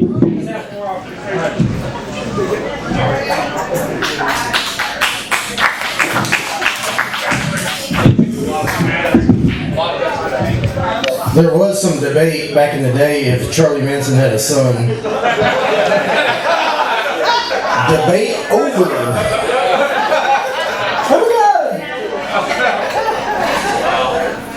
Anthony, you're in the building? Y'all give it up for Anthony Reyes.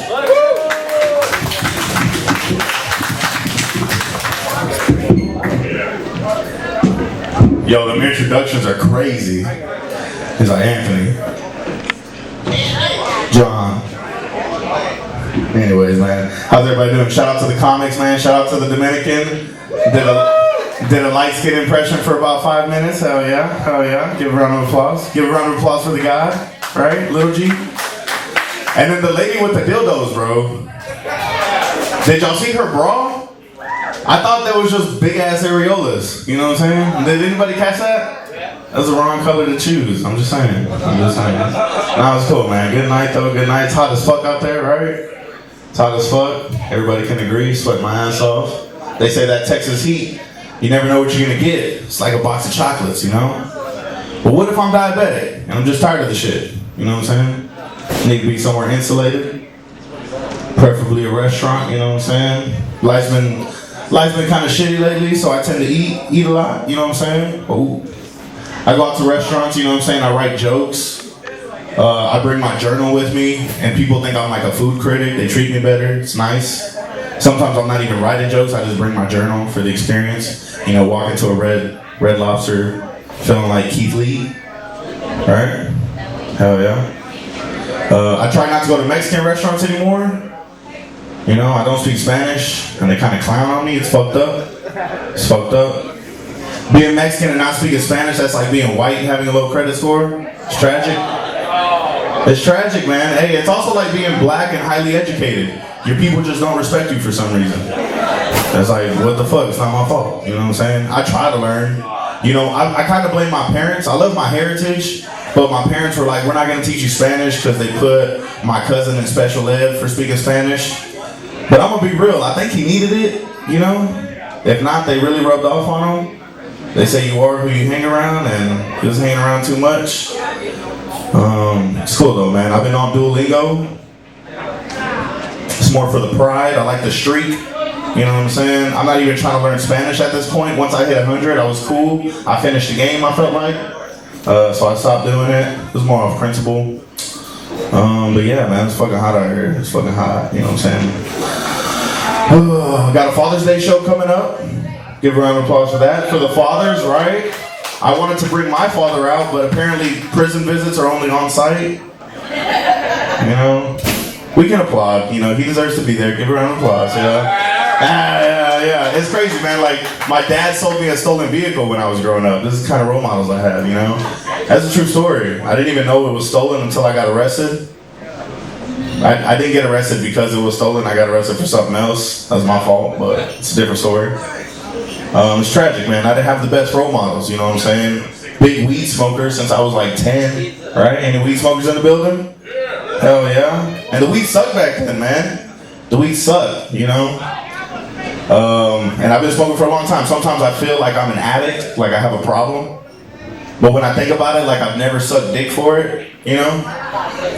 But I've also smoked it out of a can, so I'm stepping on some real thin lines. And I'm telling you, the weed sucked so bad back then, I think I got more high off the aluminum and the paint than I did off the actual weed. You know what I'm saying? I would have just smoked anything. I'm glad they didn't give me crack. They didn't offer it to me. It's kind of disappointing, but it's cool. I get it. Appreciate it. You know what I'm saying? Yeah, big weed smoker. I need a grinder now. You know what I'm saying? Anybody you smoke weed, you partake, you break it down with your fingers, man? No? You got a grinder? See, I need to get one, bro. It's too sticky now. All the sticky icky gets stuck in my fingers. I had this girl tell me the other day I look like a habitual booty scratcher. It's fucked up. It's fucked up. It's fucked up. I gotta change my ways, man, you know? Trying to change my ways. I got a daughter, I'm trying to teach her right. You know what I'm saying? And I gotta work twice as hard. Something about mothers and fathers, you know what I'm saying? People naturally love their mothers more, right? It's in our blood, it's in our DNA. Nature versus nurture, you know, you want to protect your child, you want to take care of them. I want my kid to survive, you know, natural selection, baby. You know what I'm saying? So we'll be at the park chilling, having a good time, boom, she falls off a slide. I'ma laugh. I'm gonna be real, I'ma laugh, you know. Her mom doesn't think that's cool. That's probably why we're not together, you know what I'm saying? You know, they say happy wife, happy life, but I'm gonna be honest, sir, it's cheaper to keep her. I'm just being real. It's cheaper to keep her. I should have listened to my high school baseball coach when he told me, if you ain't cheating, you ain't trying, son. Right? I don't got him. This guy had a stone cold mug all night. That's the one I got him. We need to check his emails. What's your Yahoo account, sir? You use Excel spreadsheet? What do you do for a living, man? I don't work anymore. You look like you put the sign up that said no colors. I know that's a loophole. I know it's a loophole. They were like, oh, it's for the gangs. There's no gang members here. That was strictly for preference. I'm gonna be honest. I don't think if you were doing comedy, sir, you wouldn't be here. I'm just joking, man. I'm just joking. Nah, I feel good, man. I hurt my back recently. You know, I'm an old soul. You know, my age doesn't really matter. It's about your organs, right? I have the spine of like a 40-year-old. Got like the liver of a 50-year-old. Penis of a 5-year-old. But it gets bigger, okay? It's just cold out, you know. My girl wants to go skinny dipping. I don't know how to tell her that's not going to go the way she thinks it is. We need some real warm weather, some hot sand, you know? Yeah, because once that temperature hits 70, it's a wrap, boys, right? It's over. It's over, man. No. It's cool, man. I've been blessed in life. I grew up Catholic. Anybody else? No? A lot of Christians in the building or Mormon? Jehovah? Mormon. Mormon. How many wives you got? Only the one. I can't. The only one? I can't. Weak ass Mormon over here. This dude weak. He ain't even using it properly. Come on, man. Mormons got the best privilege. You know, Muslims are promised like 1,000 in the afterlife, but I need something more concrete. I need something right now. You know what I'm saying? You need to up your game, bro. How long you been a Mormon? Since, that's weak. That's like a broke Jew.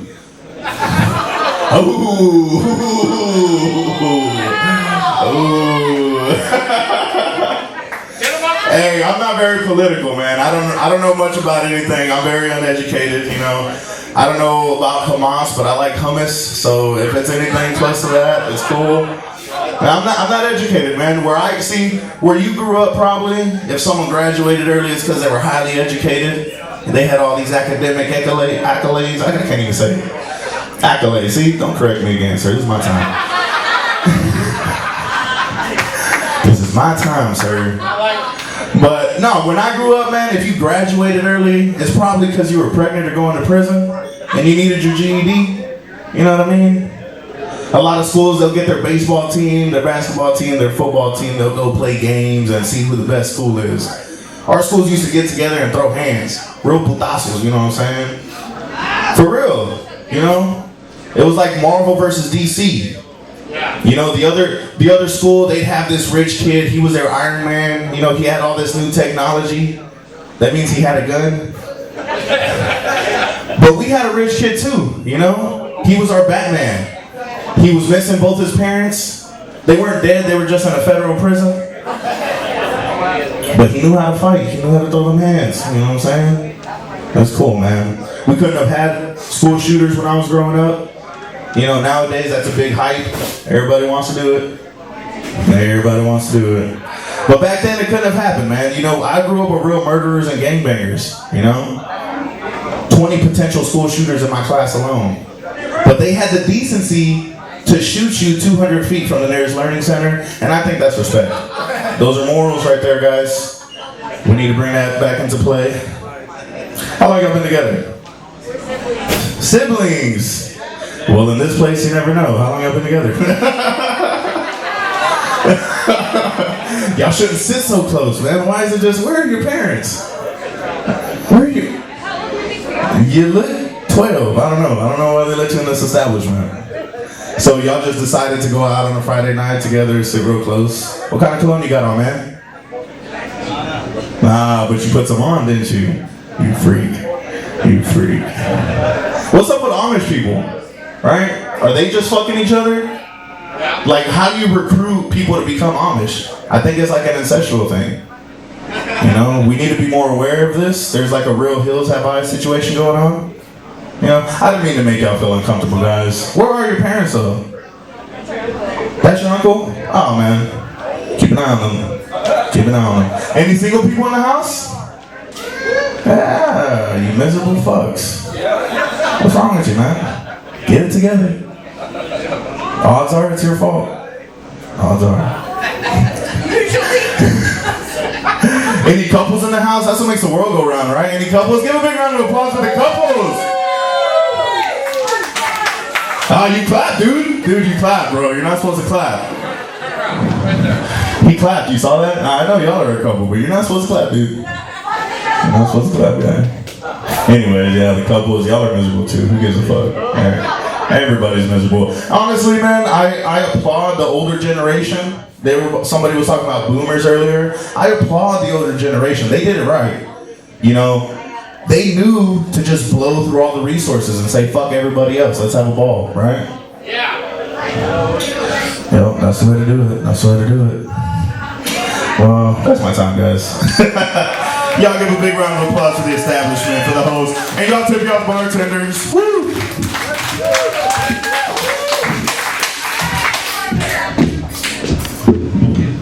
Y'all give it up one more time for Anthony, man. And he said he needed a grinder, but I'm pretty sure he's got a grinder account. You talking about sucking way too much, bro. You got a grinder account, we know, it's cool. I saw you on there one time, that's why I left. Alright, Melissa is up next. Y'all give it up for Melissa.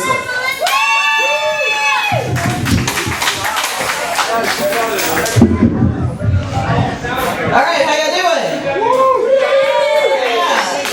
Yeah, Anthony, they were wrong for putting your family in special ed for speaking Spanish. That's wrong. Hey, my cousin met her husband in special ed. There's nothing wrong with him. He ain't right, okay, but there's nothing wrong with him.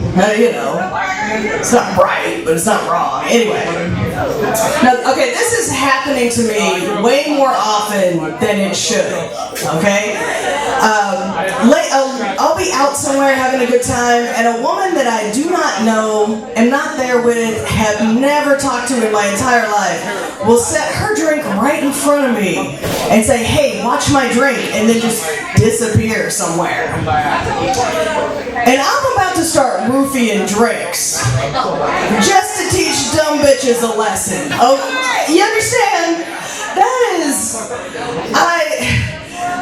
you're right about me. I haven't been brainwashed by a human trafficking organization and like they sent me out with a curfew and a quota. I'm a boring white chick. Nothing's gonna happen to your drink, but you didn't know that at the time. That's not safe at all. You're not, nothing's gonna happen to you, but I mean, I would make an amazing bottom bitch if you happen to need one, just to let you know. Ladies are lining their drinks up right in front of me. Just recruit me, please. I've always wanted to travel. You know, I don't care if I ever see my family. Woo! It's amazing. All right, and ladies, men do things that drive me crazy too, okay? I've got lots of material on that. But tonight, we're going to talk about the things that other ladies do that drives me nuts, okay? One is that they all have the same complaint about their guy. And because I'm a girl, I can't just go when they complain about their guy. I have to make eye contact. I have to act like I care. And I'm just tired of having this conversation. They say, he's so immature. He says things that are so immature to me.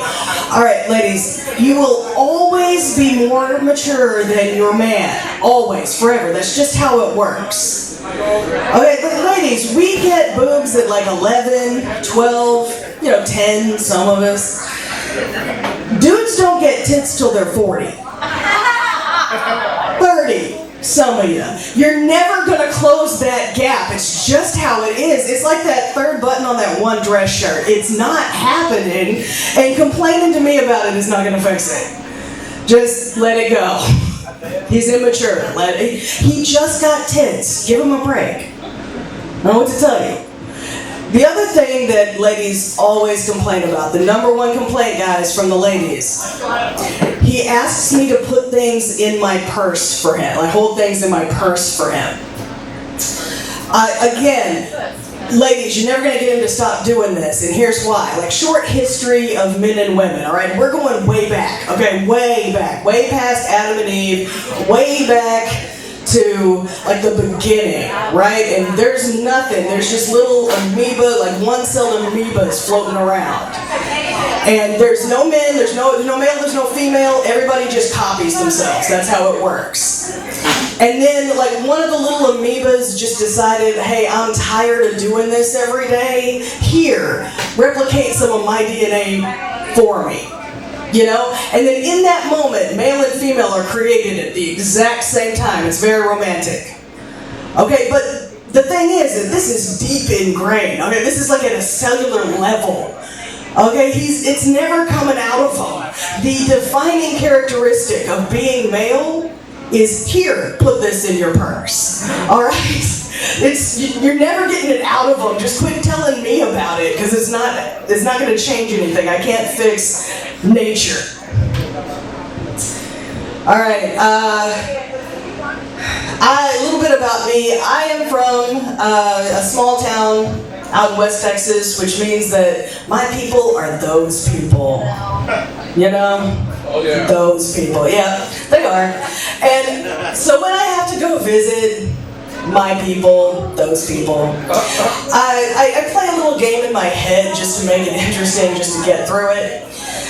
It's a game I like to call politically incorrect bingo. And it's super easy. The trailer park is just like a card. It's like the bingo card. And like, oh, look, somebody using a Confederate flag for a screen door. Mark it.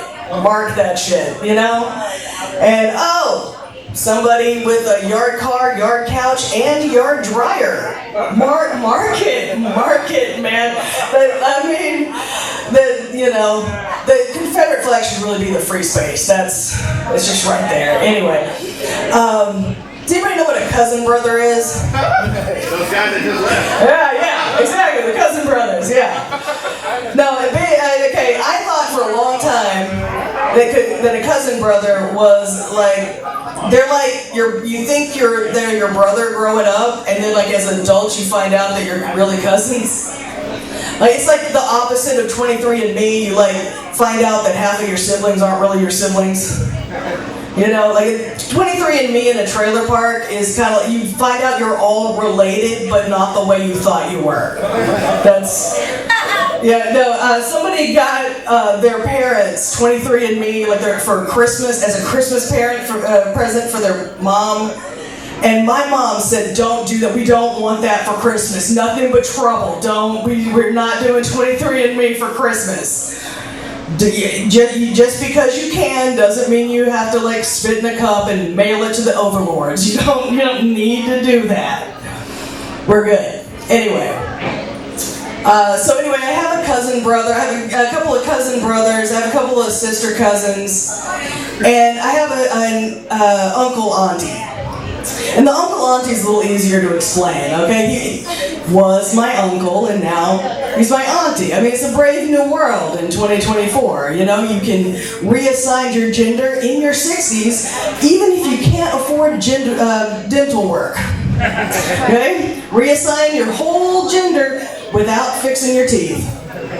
No, and so his nickname, her nickname in the trailer park is Trailer Tranny. Okay, mark it, bingo. You know, like that's Trailer Tranny. But Trailer Tranny the nickname before was the Tooth Fairy, so it's kind of an upgrade. She doesn't really mind, and she's the queen of the trailer park because she taught cousin brother everything that he knows about cars, about fixing cars, but she didn't teach him everything that she knows, okay? Nobody transitions a transmission like Trailer Tranny. Nobody. Okay, she's good. Anyway, that's...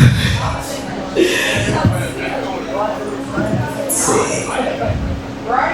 You guys, I don't know. I don't know what's gonna work with this crowd. It's just a weird crowd. Hey, this transmission was cute. Okay, it was cute. I like that's great. It was cute. It's not funny, but it's cute. I like that.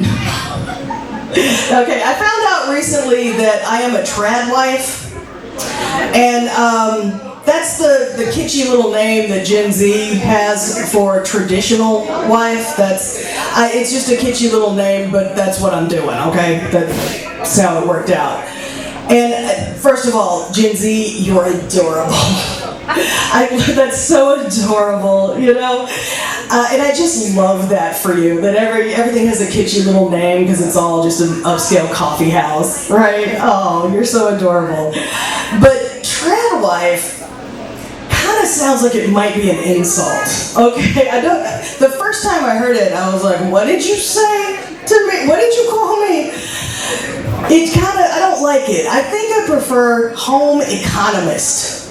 I think that's better. That just it rolls off the tongue. I like it, home economist. And I went on a date with a guy one time, and it took him an hour to explain to me what his job title meant and what his job entailed. And I just feel like if you can work in the mailroom at your building and call yourself the VP of Inter-Office Communications on a date, I should get to call myself the director of dependent development. That sounds fair to me. I don't think I'm inflating my importance any more than, the transparency coordinator at your job, or the business coordinator. I don't know what they do. I have no idea. I'm just gonna start calling myself the Tsarina of future humans. That sounds fair to me. I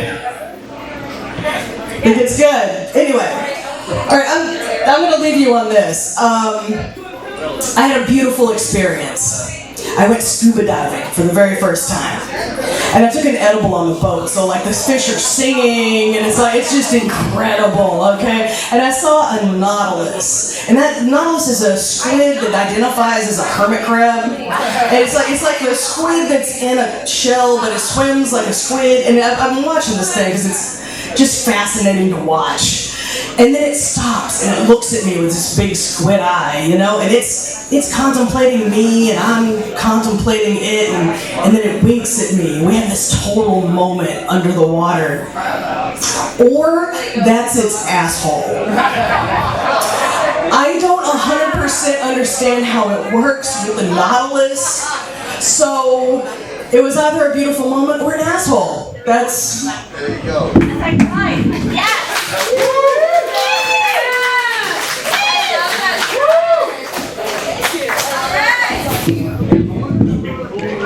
That was Melissa, y'all. Y'all give it up for her one more time.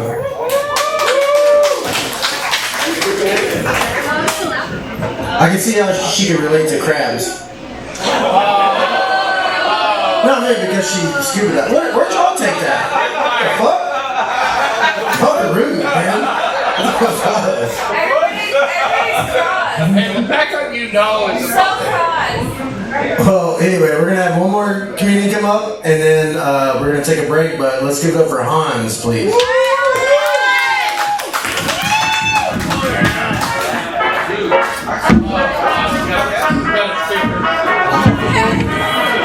What's up, everybody? My name's Hans. About the whitest name since Adolf, I know. And it's pretty rough, because that's a pretty German name. And if I say it out loud, I start getting Proud Boys following me home. And I'm like, well, you said your name. Aren't you our leader? And I have to be like, 9, go home. No. It's crazy. My parents were all into German shit. I actually have 2 middle names. And yes, they are Baron Von. So, and it's crazy. My parents were all into like fucking German shit, right? Like there's portraits of me as a little baby in Lederhosen. I mean, they fed me enough sauerkraut to make me a sauerkraut. And it's like I never understood why they were into so much German shit, because they were from Argentina. And if you got that joke, you'd understand why my dad looks like Hitler if you bought Hitler off of Wish.com. You know what I mean? He's fine, he's mellow, but man, mention those Jews and it's all, Dad, calm down. You're an American. Yeah. No, it's yes. Yes, Dad. It's yes. But,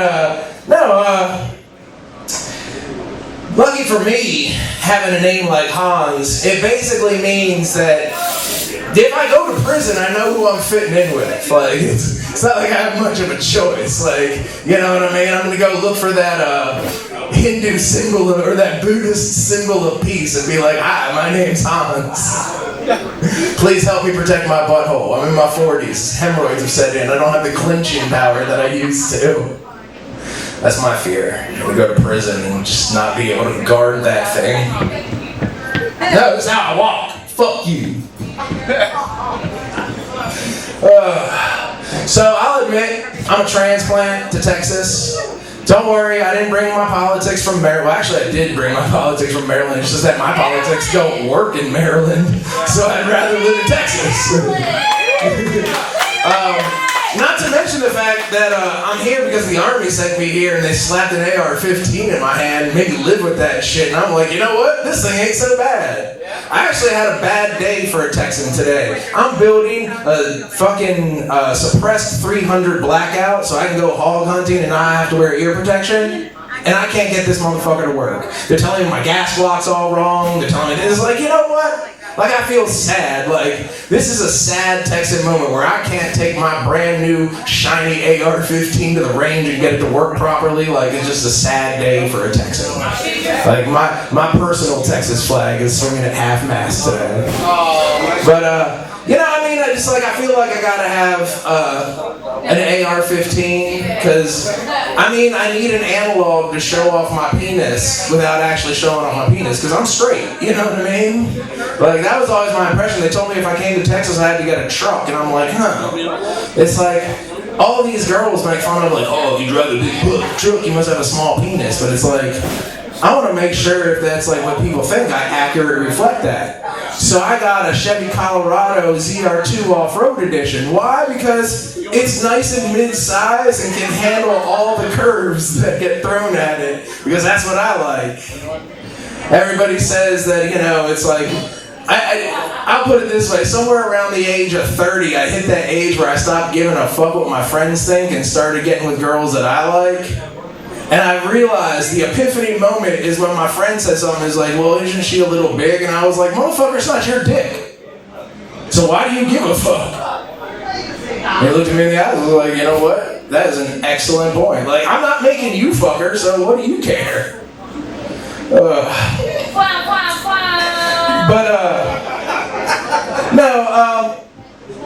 One of the reasons I got rid of an AR-15, I like going hog hunting because back when I lived in Maryland, I knew tons of vegans.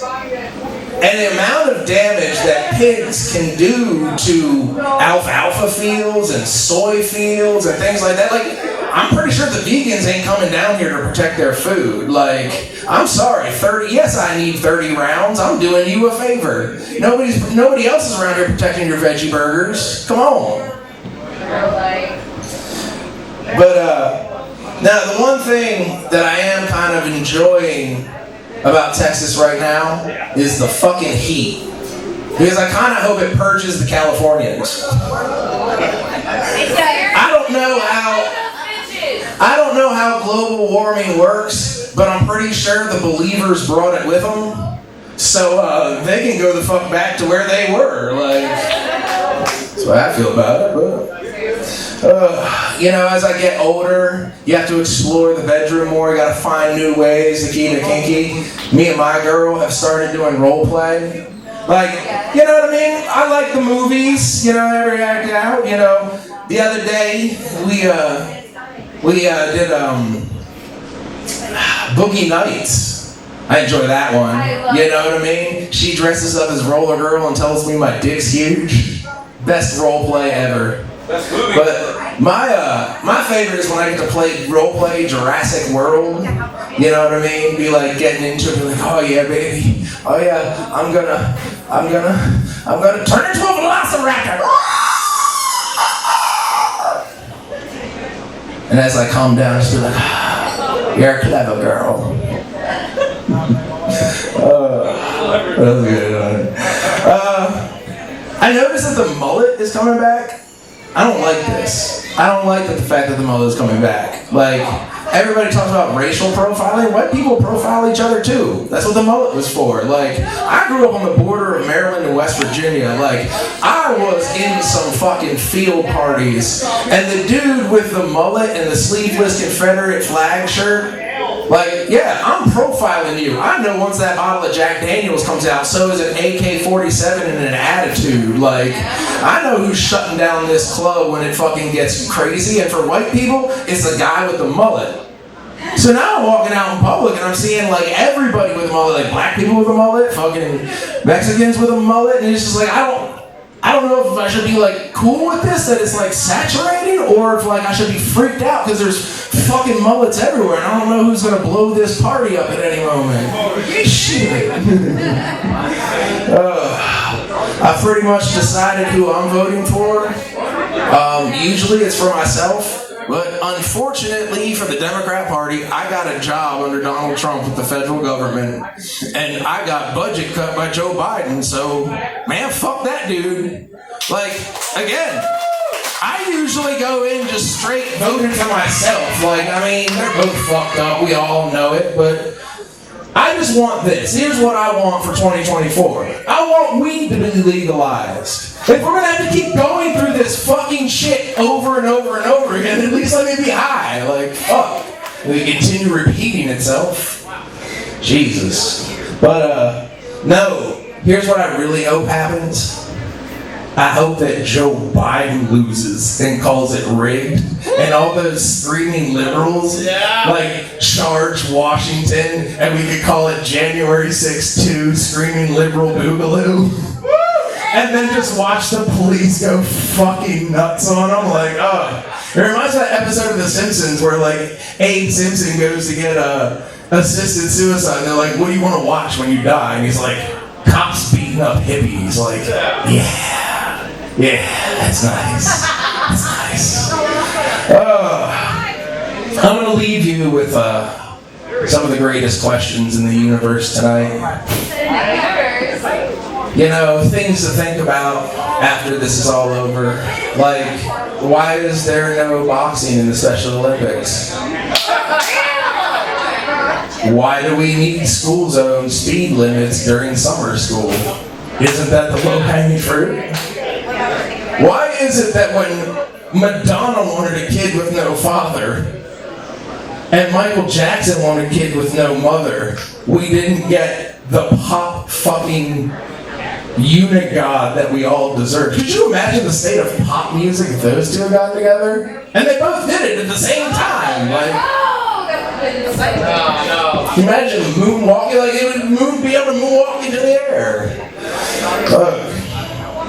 Do you ever think that men will be satisfied if you say their penis is perfect and not big? Is it perfect? Fair enough. Do you ever think women will admit that having the same fight on the same day of the same month, every month over the same shit might just be because of their period? No, not giving up that one. Stand my ground. It usually is. Alright. You know what? All I know is that as a German, the best way that if you want to get a girl is this.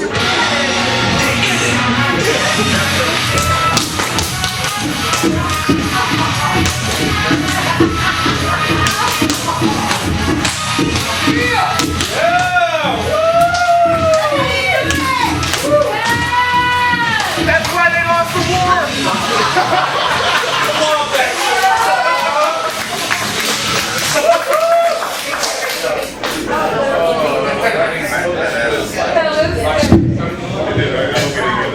I ain't gonna lie, that dance was gay as fuck. I mean, I dig it, because I'm gay, but...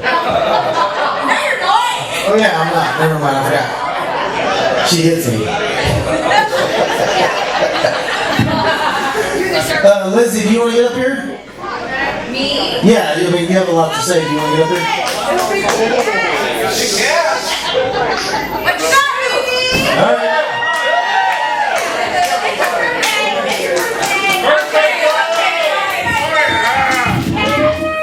I can try. You got some stories, girl. I mean, I have a lot of stories. Okay, I'm a little bit half gay. Is anyone a little half gay? Y'all are bored. Okay, this one and I had a little fun. Because I'm a little half gay that time. Hell yeah. No, video, there's not proof? Yeah. Please, you have to take my verbalization. Okay, so I really don't have any cool stories. They're really not that cool. I just have a good speaking voice. I'm really not that cool. Hey, is anyone having a good time? That I want to know. Okay, and what's your name, baby? Sue. You have any cool stories? No, I think that's a lie. I think that's a big fat lie. Come on, you really, no, I have gonna try. Hey, we're gonna take a break for like 5-10 minutes. We'll be back. Thank you all for coming out.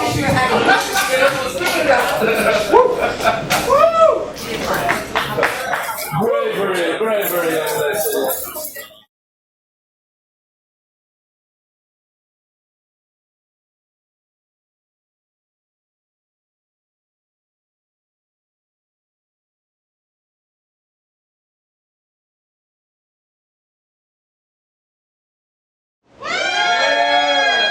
All right, y'all give it up for Mason Gomez.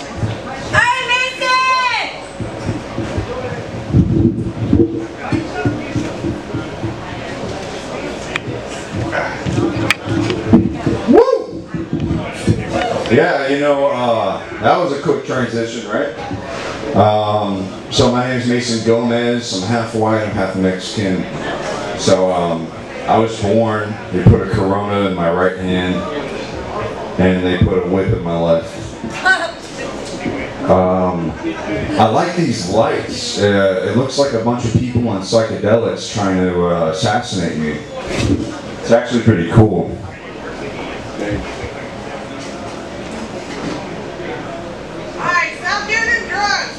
Yeah. Good looking out for real, man. Alright, well. What do you guys think? Mike Tyson or Jake Paul? Tyson! I hope Tyson gets it, man. You know what? It would be so nice to watch that guy just drop him.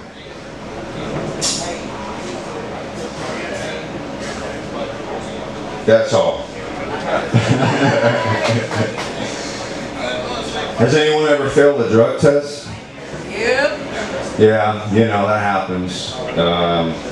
You think it's like 4 days away or something. You try to drink water like I'm doing right now.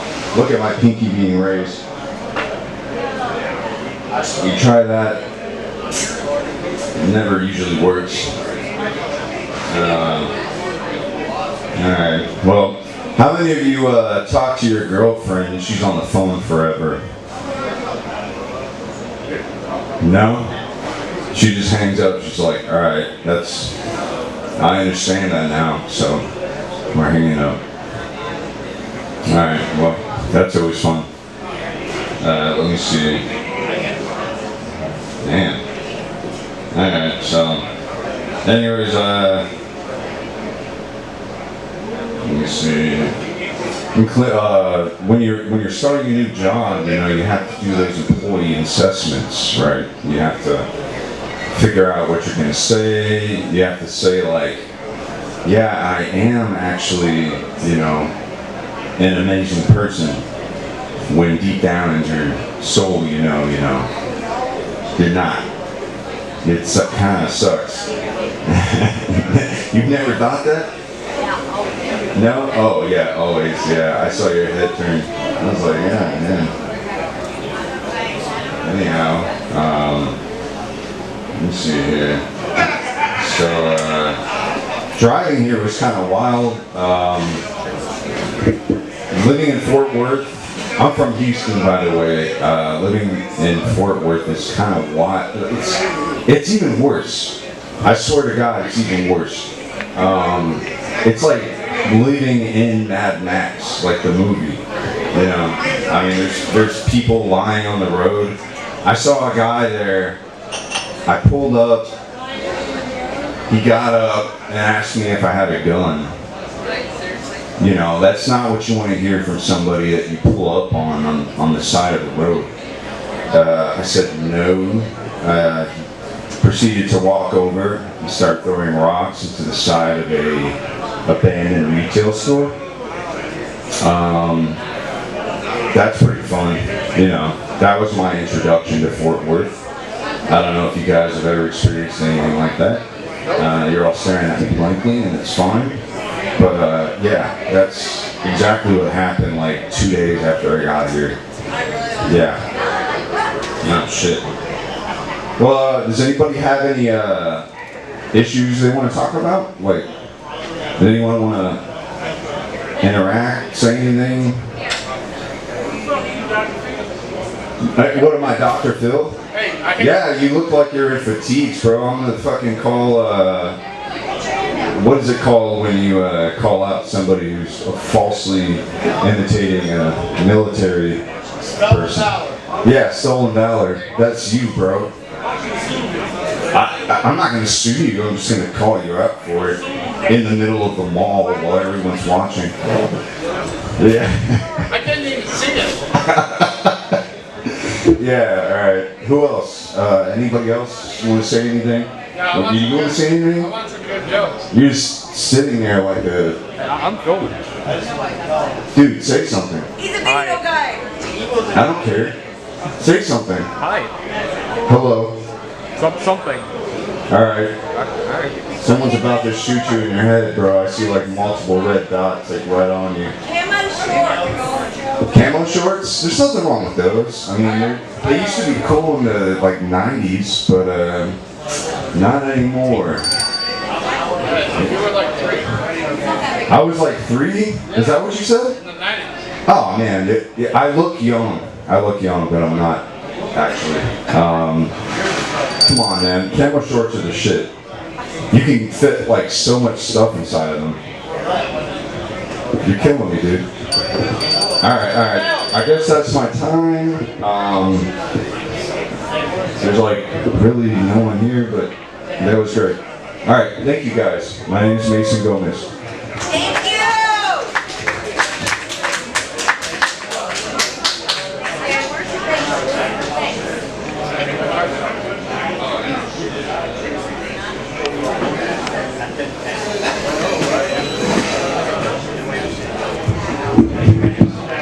I swear to God, I've been pro-life my whole life. Oh my God. Oh, no. After he said, I'm like, abort that baby! Abort that baby! Hey, you might be a good... That's 5 minutes of my life I can't get back. Tracy Lee Dean, aka Chong, aka Chris, are you here? Alright, you're up next, bro.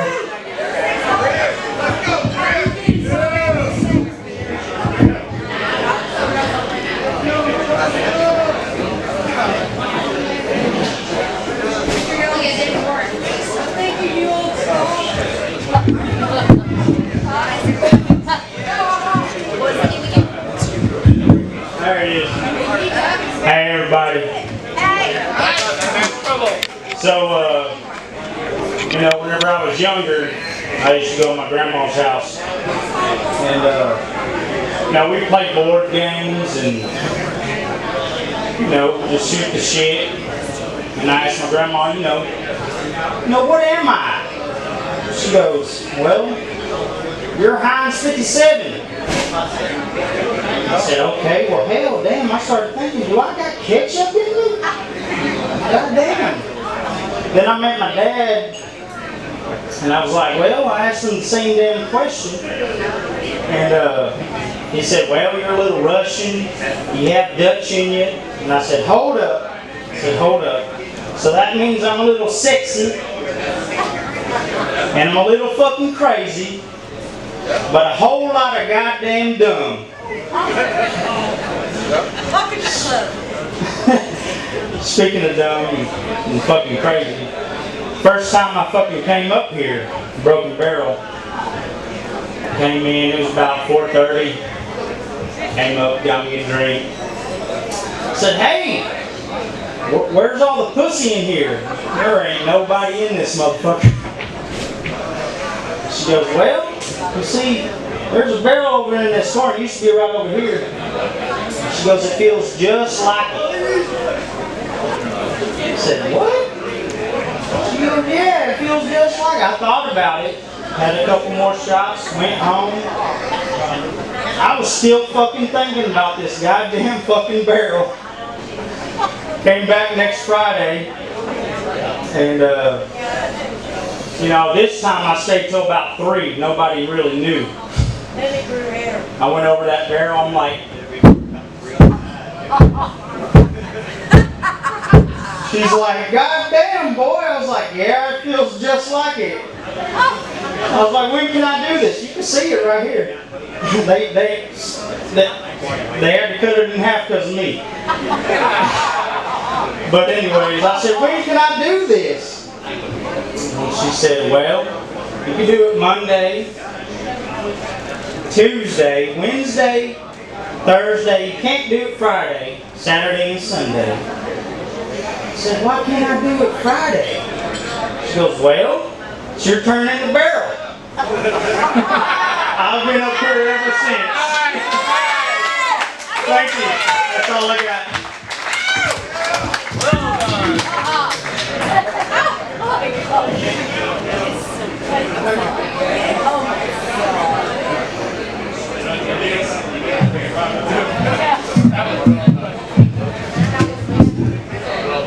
I'm impressed. I'm really impressed. Good job. Yay! Next one, we have George. Come on, George! I love George. Thank you so much. Man, I'm surprised there's still people here. I feel like the after credits scene of a movie right now, like everybody walked out and I'm just a little special treat afterwards. So I was thinking to myself the other day that wrestlers, like professional wrestling, are the people that started the whole trans movement. If you really think about it, right, you have grown-ass men that dress in spandex, super boisterous, and just like to rub up on each other. Super crazy. The only difference is I would not tell The Rock that wrestling is fake, although I would suck on Roberto's fake titties. So there's that, right?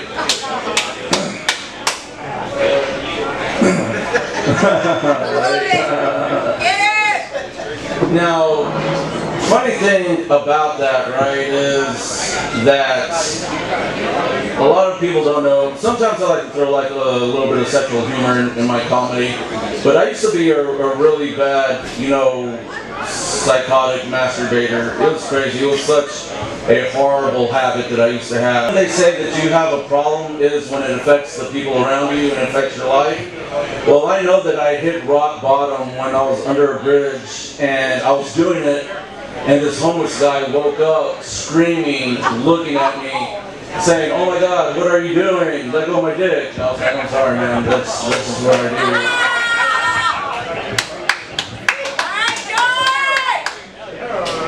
Now,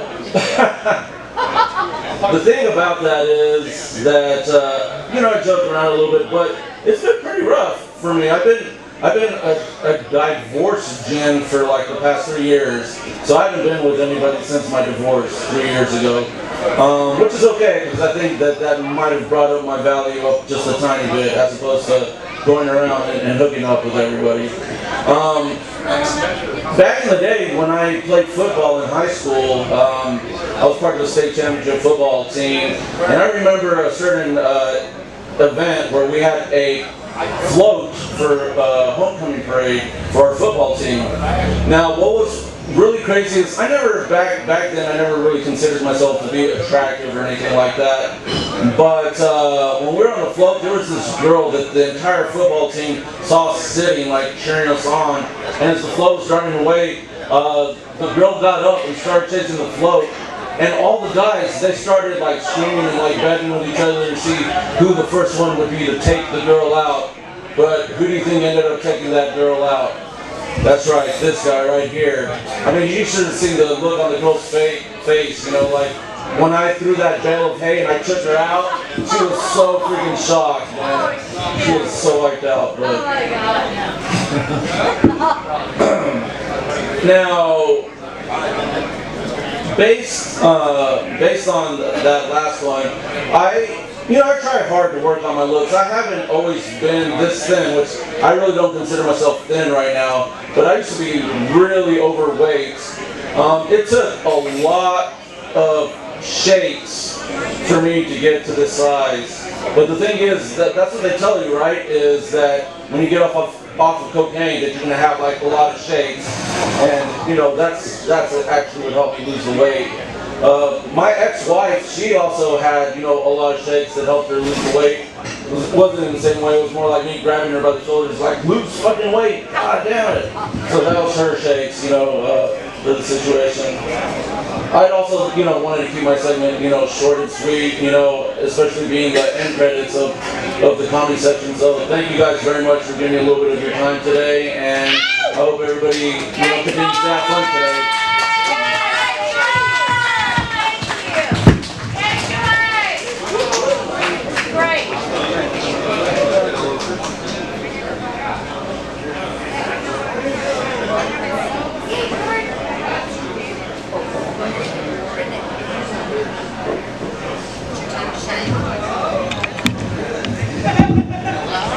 Good job, George. Hey, I want to let everybody know that George is very sanitary.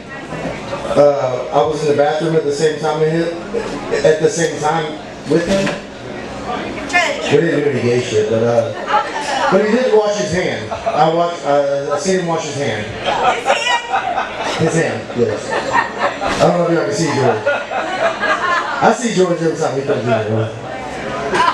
I love you, George. Jeremy, redneck nerd.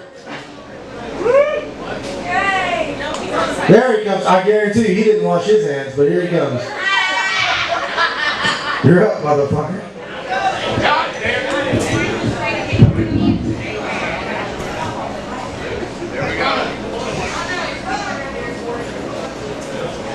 I'm coming.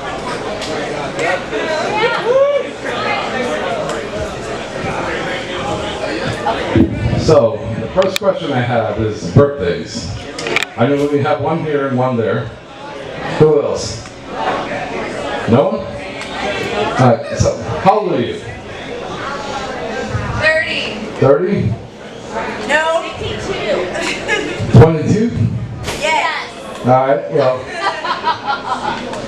it is my birthday too. So, Gemini's unite. I am 29 again. Reality, I just turned 35 recently. And that would be 5 years ago. Yeah. So happy birthday, we've had some fun. I like that, thank you. Alright, I have a lot of jokes written down that I'm going to use.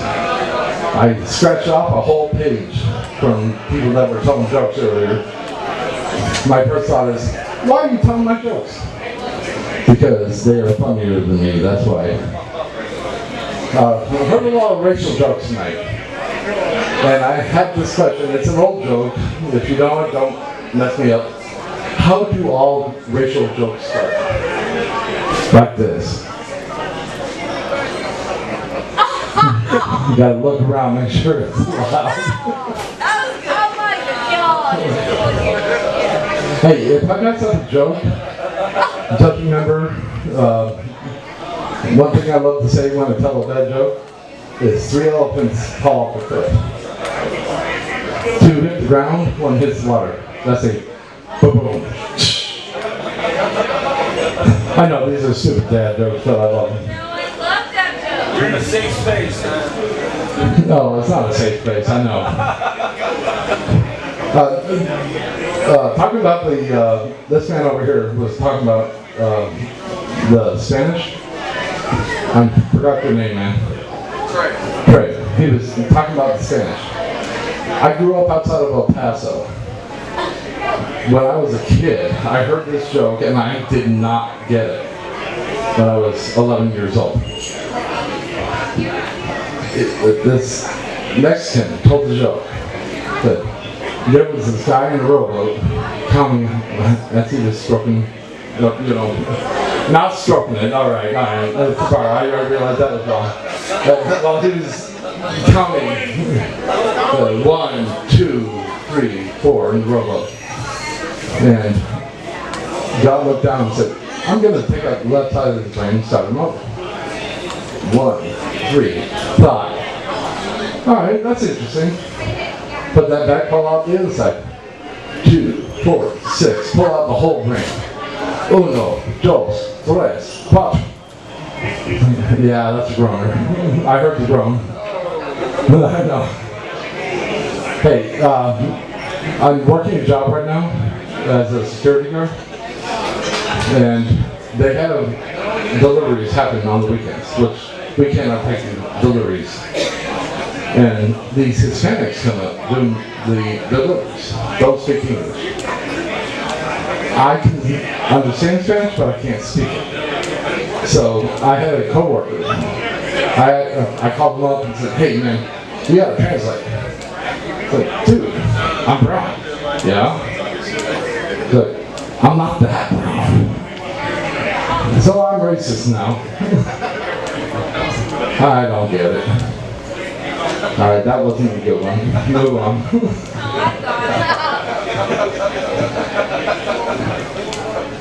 Alright.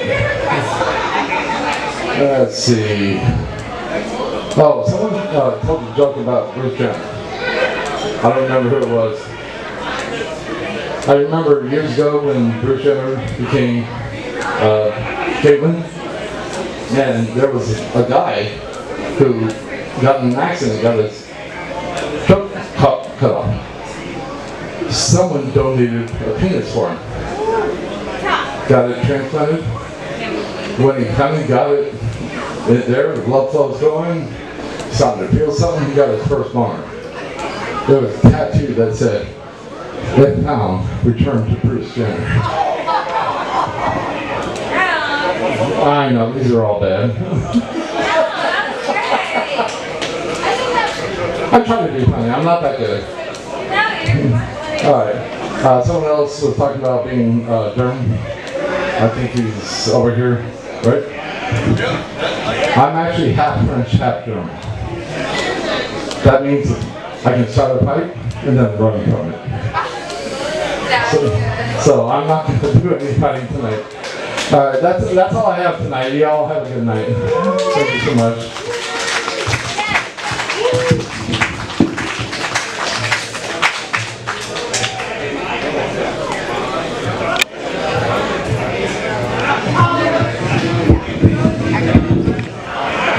Did he say he was a security guard? I'm Paul Clark. I know that's where you're going. He definitely gives off janitor vibes. He's not a security guard. I would be more scared of the janitor at the Kroger than I would be at the fucking security guard at Kroger. If you were the security guard. Oh, no, I don't have a gun. Yeah. Woo. Security guard. This country is getting desperate. I'm telling you. Fucking security. I mean, like, honestly, if I went somewhere and I saw you as a security guard, I'd be like, I'm taking whatever the fuck I want. What are you gonna do? You ain't gonna outrun me, I promise you that. And I'm fat. I'll lock you. He's gonna call the cops, that's what he did. Hugo, are you still here? Huh? Alright, here you go. Y'all give it up for Hugo. Fucking security guard.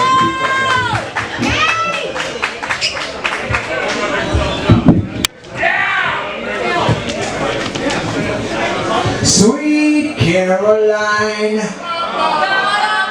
That was off key, you motherfuckers. Come on, one more time. Sweet Caroline. That was a little better. All right. A little about myself. I identify as a grandmother from the South. My pronouns are me, ma.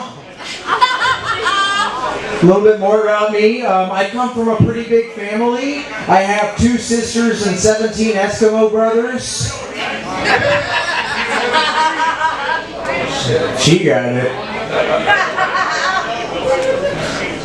No, I do have 2 sisters. I'm very grateful for my sisters. I feel like growing up with 2 sisters, they taught me a lot about how to treat women. My older sister in particular, she taught me to always treat women with respect or they'll beat the shit out of you in front of your friends. Guys, my older sister was scary as hell growing up. Puto. I love my family. I did have a strained relationship with my mom growing up. I feel like it's because when I was born, I weighed a whopping 12 pounds. 12 pounds! The nurse had to carry me over like this. It's the first and only time I've ever blown a woman's back out. Fuck you guys, that was funny. Thank you. 12 pounds! For context, average newborn baby weighs around 8 pounds. Meanwhile, average bowling ball weighs around 12 pounds. So I can't blame my mom for holding a grudge, because if I gave birth to a bowling ball, I'd probably have to split. That's right, that's where we're going here. Bowling puns. Speaking about babies, though, these laws in Texas are getting a little crazy, controlling women's bodies. I'm just saying, like, pretty soon it's going to be illegal to feel anything below the waist. Thanks, Greg Abbott. Thank you. It's funny because he's crippled. That's a joke. Got it. Speaking of which, I'm not sure why that guy is anti-immigration, because who does he think's building all his ramps? Alright, exactly. Thank you. And now, we know how to build ramps. So go ahead, make that wall as tall as you want. We're just gonna fucking Evel Knievel over that river. That's right, I got your back. That's 50 Mexicans on one motorcycle. It's a lot more entertaining to watch than 50 Mexicans, one cup. I didn't say what the cup was full of, but yes, it's shit. It is shit. You're right. So my family has given me shit all of my life for being a whitewashed Mexican. I'm just not Mexican enough. And I got sick of it. So I finally did something I should have done a long time ago. I had them deported. It's as cold as ice, right?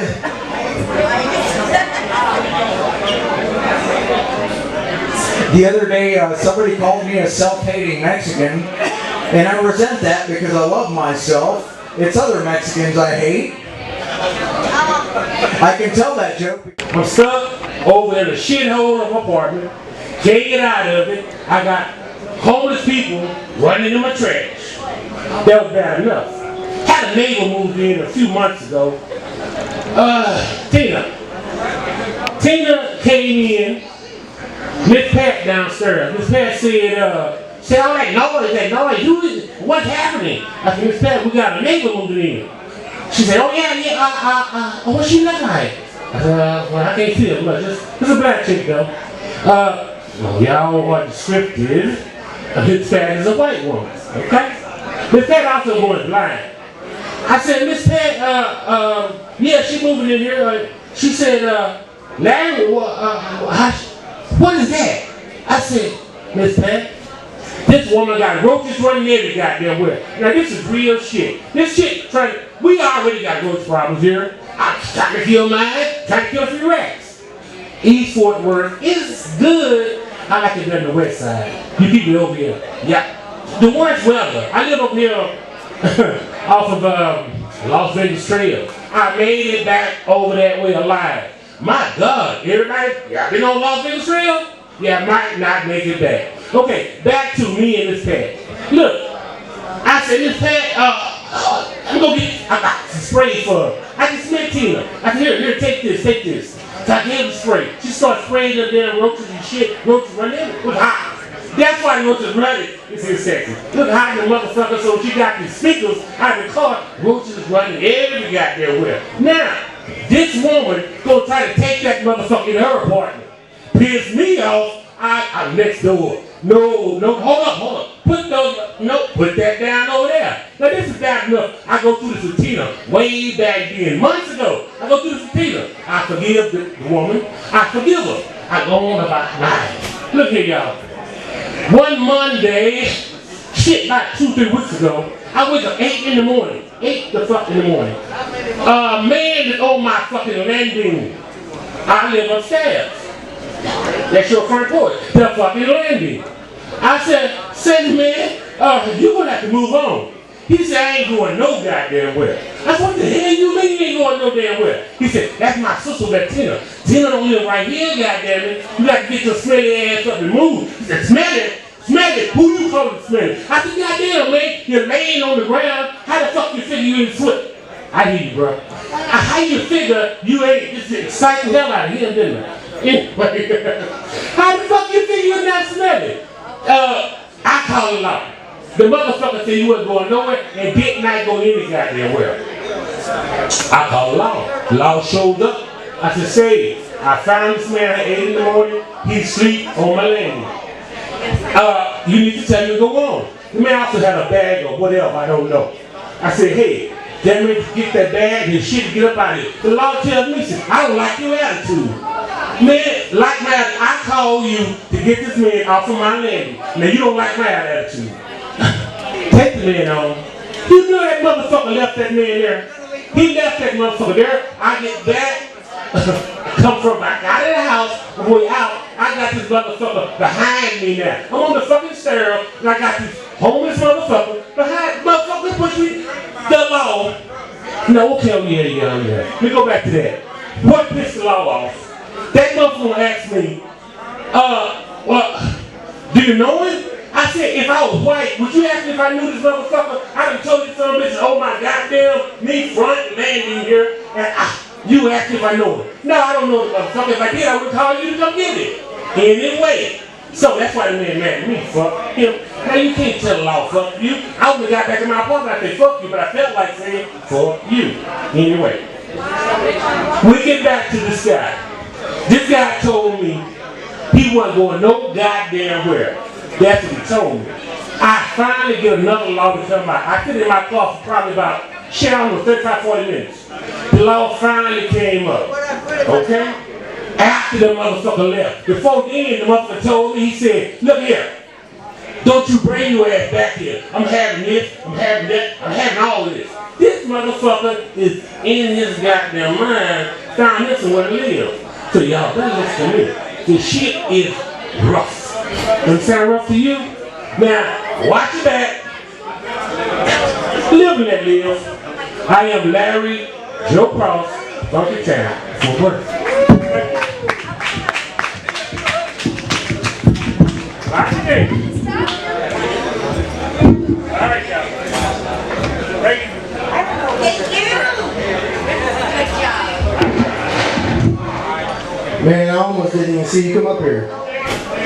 Because it's dark up here. Who stole my joke? Who just said that? Come on, man. God damn. Money? Alright, Money! Damn, I was hoping that was your ass. I was going to fucking clown on your motherfucker, man. Beautiful.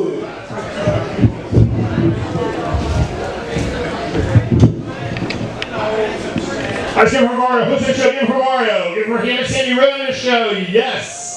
Give it for Janice behind the guard. Yes, as always. Give it for Lizzie who left for happy birthday. I'm not saying something like saying forever, but she's had 2 birthdays tonight. Yay. All right. I am Monty Griffin, and welcome to the end of my career. Yay. I am happy to be here tonight. Actually, I'm happy to be anywhere tonight because I have no electricity. Yeah. It's not from the storm. I decided not to pay for a few days. See how long it would go? 67 days. Yeah.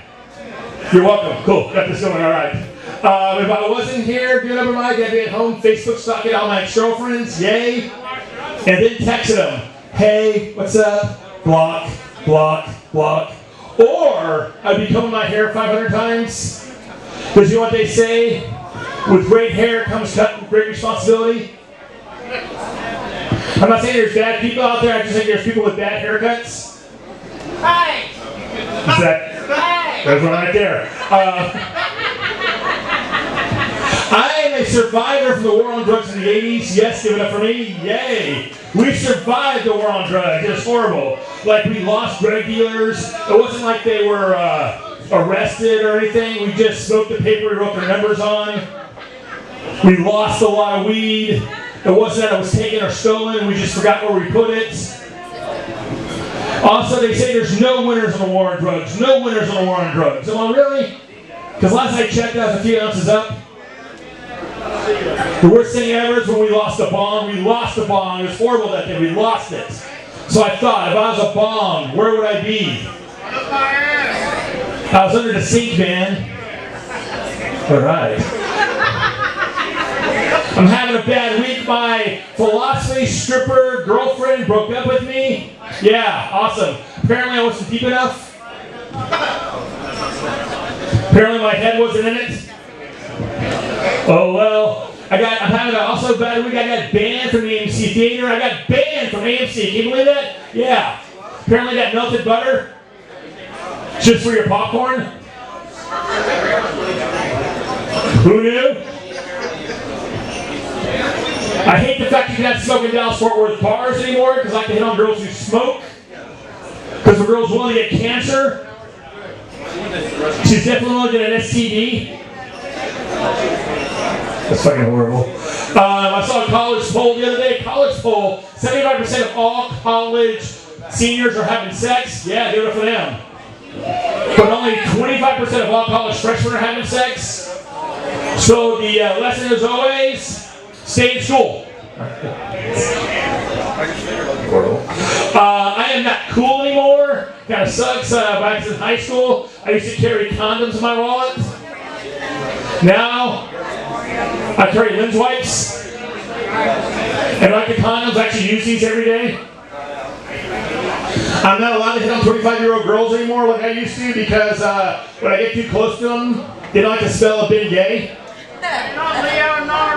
Yeah, exactly. I'm not saying my social life is shit right now, but more text messages from Uber Eats than for any girl on my phone. It was horrible the other day. I was in my car. I was mad because whichever girl I was in love with wasn't texting me back. I'm like, what is going on? I don't understand. Why won't she text me? And I look up and I see a homeless guy walk by. And he has a girlfriend. And a dog. What the hell? I have electricity. I have cable. I have a master's. And I wake up alone. And this guy has a girl with him every day. What the fuck is wrong with me? Am I going to have to start hitting on homeless women? Be kind of cool that you didn't hook up with a homeless girl because once you're done, all you got to do is open the door. I just want you to be home. No, don't find me, I'll find you. But there's a flip side of that coin. What if you hit on the homeless girl and she says no? I don't know if I can handle that shit. Hey, you want to come with me? Nah, I'm fine. Shit, it's 36 degrees and raining. I said I'm fine. Fuck off, asshole. I don't know if I can handle that. As I said before, I'm not cool anymore. Back when I was younger, I used to do drugs. I used to smoke the pots. I used to snort Adderall. But now I'm on some killer blood pressure medications. And then you get to hear some great words when you go see your doctor now. Horrible words like erectile dysfunction. Yay. Yeah, so I took a Cialis on Saturday. And I had an erection for more than 4 hours. But I didn't call a doctor. I called every girl in my phone. Twice. Here's a list of girls currently not calling me back right now. Jennifer Aniston. Jennifer Lawrence. And my mother. As I said again, I'm not cool anymore. I'm trying to keep up with the hit new shows to talk to a younger audience out there. So here's a joke I wrote. You all ready? Let's go. Anybody watch that Game of Thrones final? Wow, that was whack. All right, I'm not really keeping up with young kid shows anymore. I lost my internet recently. My neighbor changed his password. So I'm now watching old VHS shows. Remember The Facts is Life with Mrs. Garrett? Remember that show? Yeah, remember The Golden Girls? Yeah, Golden Girls. The show about the 4 older ladies? Yeah. At this point in my life, two of those girls are definitely doable. Who am I kidding? That's fucking Mrs. Garrett right now. What am I talking about? You know, that's what it is. As I said before, my name is Monty Griffin, and welcome to the end of my career. Yay. As you can tell, I have been doing stand-up comedy for over 20 years. Yay! And I am further away from getting my Netflix special now than when I first started doing comedy. Yeah, he is at Broken Barrel Tavern on a Friday night. His shirt has to be on fire. I'm not saying I'm not getting booked any places, but I was talking to Hugo before the show. He told me you worked this room in Waco. Well, dude, how's that room? He's like, dude, it sucked, dude. Only 5 drunk people were watching. You only got paid 3 flat beers, 5 burnt chicken wings. Oh, god damn, that sucks. Who books that room? Hey, bro. Hit this and calm your ass down. Too goddamn loud. Fine, I'm on stage. I have a microphone. Here. Do you know him? No. Huh? I'm fine. I'm just saying, this motherfucker needs to calm down. I'm fine. That's pretty that. That's the best laugh you got. Okay. Did you want to go out? Open the I did not write that any jokes with him in mind, just saying that knowing. But oh well. I was tired of comedy once. I was over with comedy. I was done. And I quit comedy. And nobody knew. Not even my mom. I saw a poll, another online poll the other day, that 50% of all women enjoy giving oral sex, and the other 50% are good sports. Y'all know what the divorce rate in this country is? 50%. Coincidence? In the same poll, it said that 8 out of 10 guys enjoy receiving oral sex. Yeah, what, the other 2 guys, what? They don't have dicks? What, is there like 20 guys in here?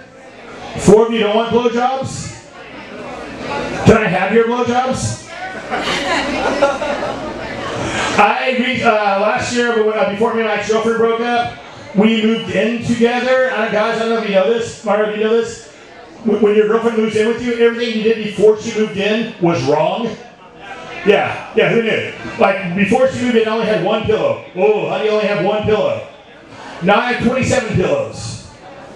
I'm only allowed to sleep on 1, fuck on another.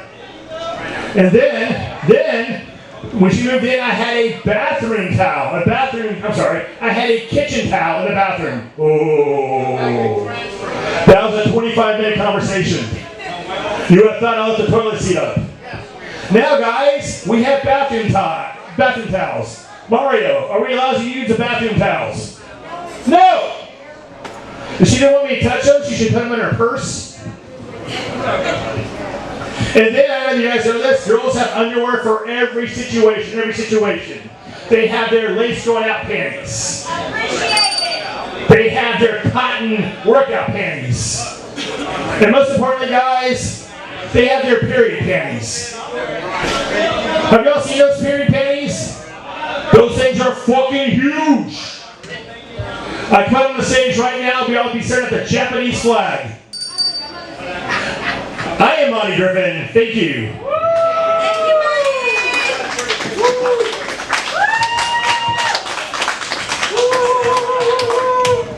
Don't worry about that. You want something to shake that here? Good job, Monty. Monty Griffin. It was more like Peter Griffin. Where's that fucking dude that came up here in the middle of this set? He's like, I want to hit that bait. Where's he at, though? No, I don't want to hit that vape. I want to hit that motherfucker in the mouth. Oh, yeah. I ain't got no problem with none of y'all. Ain't got no funny motherfucker in here. Yeah, as you fucking run into the door frame, you dipshit. Here, hit this. Stupid motherfucker. Who's up next? Judy.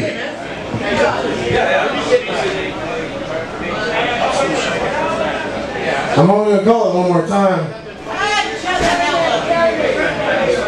Alright, bitch. 5 minutes from now, Judy will waddle her ass up here and get on stage. What? What you gonna do? I know water, man. I got fucking sore foot, bitch, and I'm working. You got sore foot? Is that what it's called now? I got sore foot. Come on. I'm gonna whoop your ass. At least he's a gentleman. I got sore foot. I'm gonna spend 5 minutes talking about my sore foot.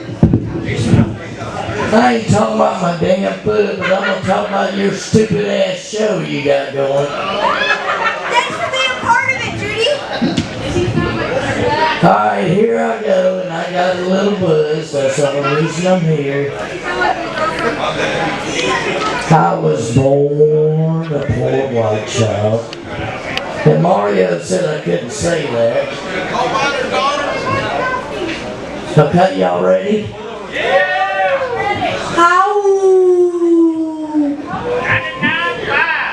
Y'all gotta say something or egg me on.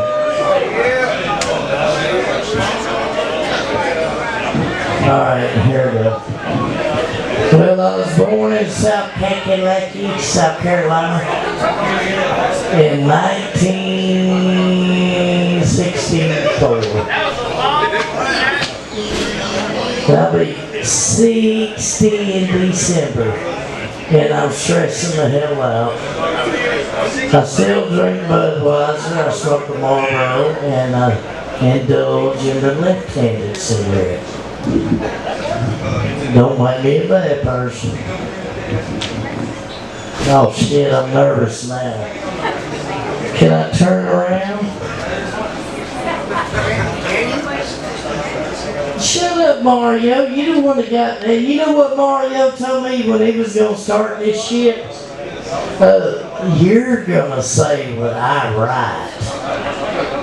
She didn't listen to me. I'm like, really, Mario? I can't read. But second of all, I'm not gonna say what you want me to say. Because I got more shit to say than, I don't know. I heard a few reviews, but at least I ain't talking about my private part like they were doing a while ago. You know where that is? It's in the spot that's private.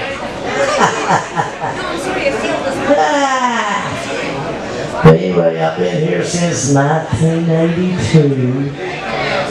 So that's like 40 fucking years. And I like to make everybody laugh and talk shit, and sometimes talk shit about Mario. See, he's in love. He don't give a fuck about this show or nothing. He needs to stay over there and stick his little nose. There you go, Mario. You better make her give up. But anyway, I grew up in South Carolina, and I come out here in 1982, and I had my 2 front teeth knocked out at filthy McNasty's. You ever been there? At the stockyards? I went in there, and they got free drinks for the ladies. I'm like, damn, I like Texas. You know, I'm 20, getting ready to turn 20. I was 21 that day. I walked in there and I'm partying with 15 little girls. Anyway, I got thrown out face first. Knocked my 2 front teeth to my nose. So I had to go. They go, what happened to your teeth? I said, I saw the sidewalks, the hook and kill you. Anyway, I got $20,000 on it. And barred for 10 years, barred for life, and I'm like, well, who the hell would want to go in there again? And I'm boring y'all. What? She asked me if I wanted to. No, I said my boring y'all. Really? Step your ass right up here, Mario. Come on. Show me what you got. You said you got fucking comedy. Bring it on, big boy. You're doing it all night. What are you talking about? Well, you ain't been doing it. You have not been doing it. I like to rear him up a little bit.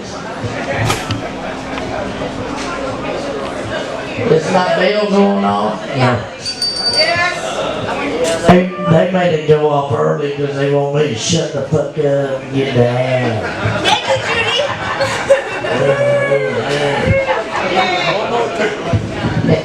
And that's chicken shit. But I promise if I ever come back again, I'll make it laugh. This person I stood up there. But my dream was to go to Hyenas Comedy Club, right? And my friend goes, "Oh, Judy," and I said, "Well, I gotta be fucked up to go up there to just talk." Thank you, Judy. I'm not done. Are you fucking nuts? So anyway, I didn't go to Hyenas. I ended up here at the, whatever the hell the name of this bar is. Ma'am, you can bring it all night long.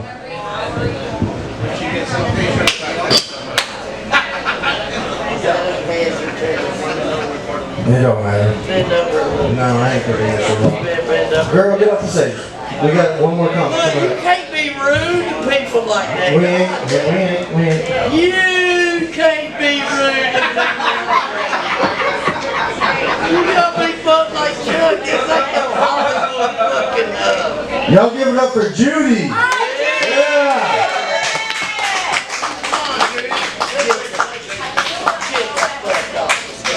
All right. Well, at least I got up here one Yes, ma'am. I'm proud of you. I'm proud of you. We still have a show to finish.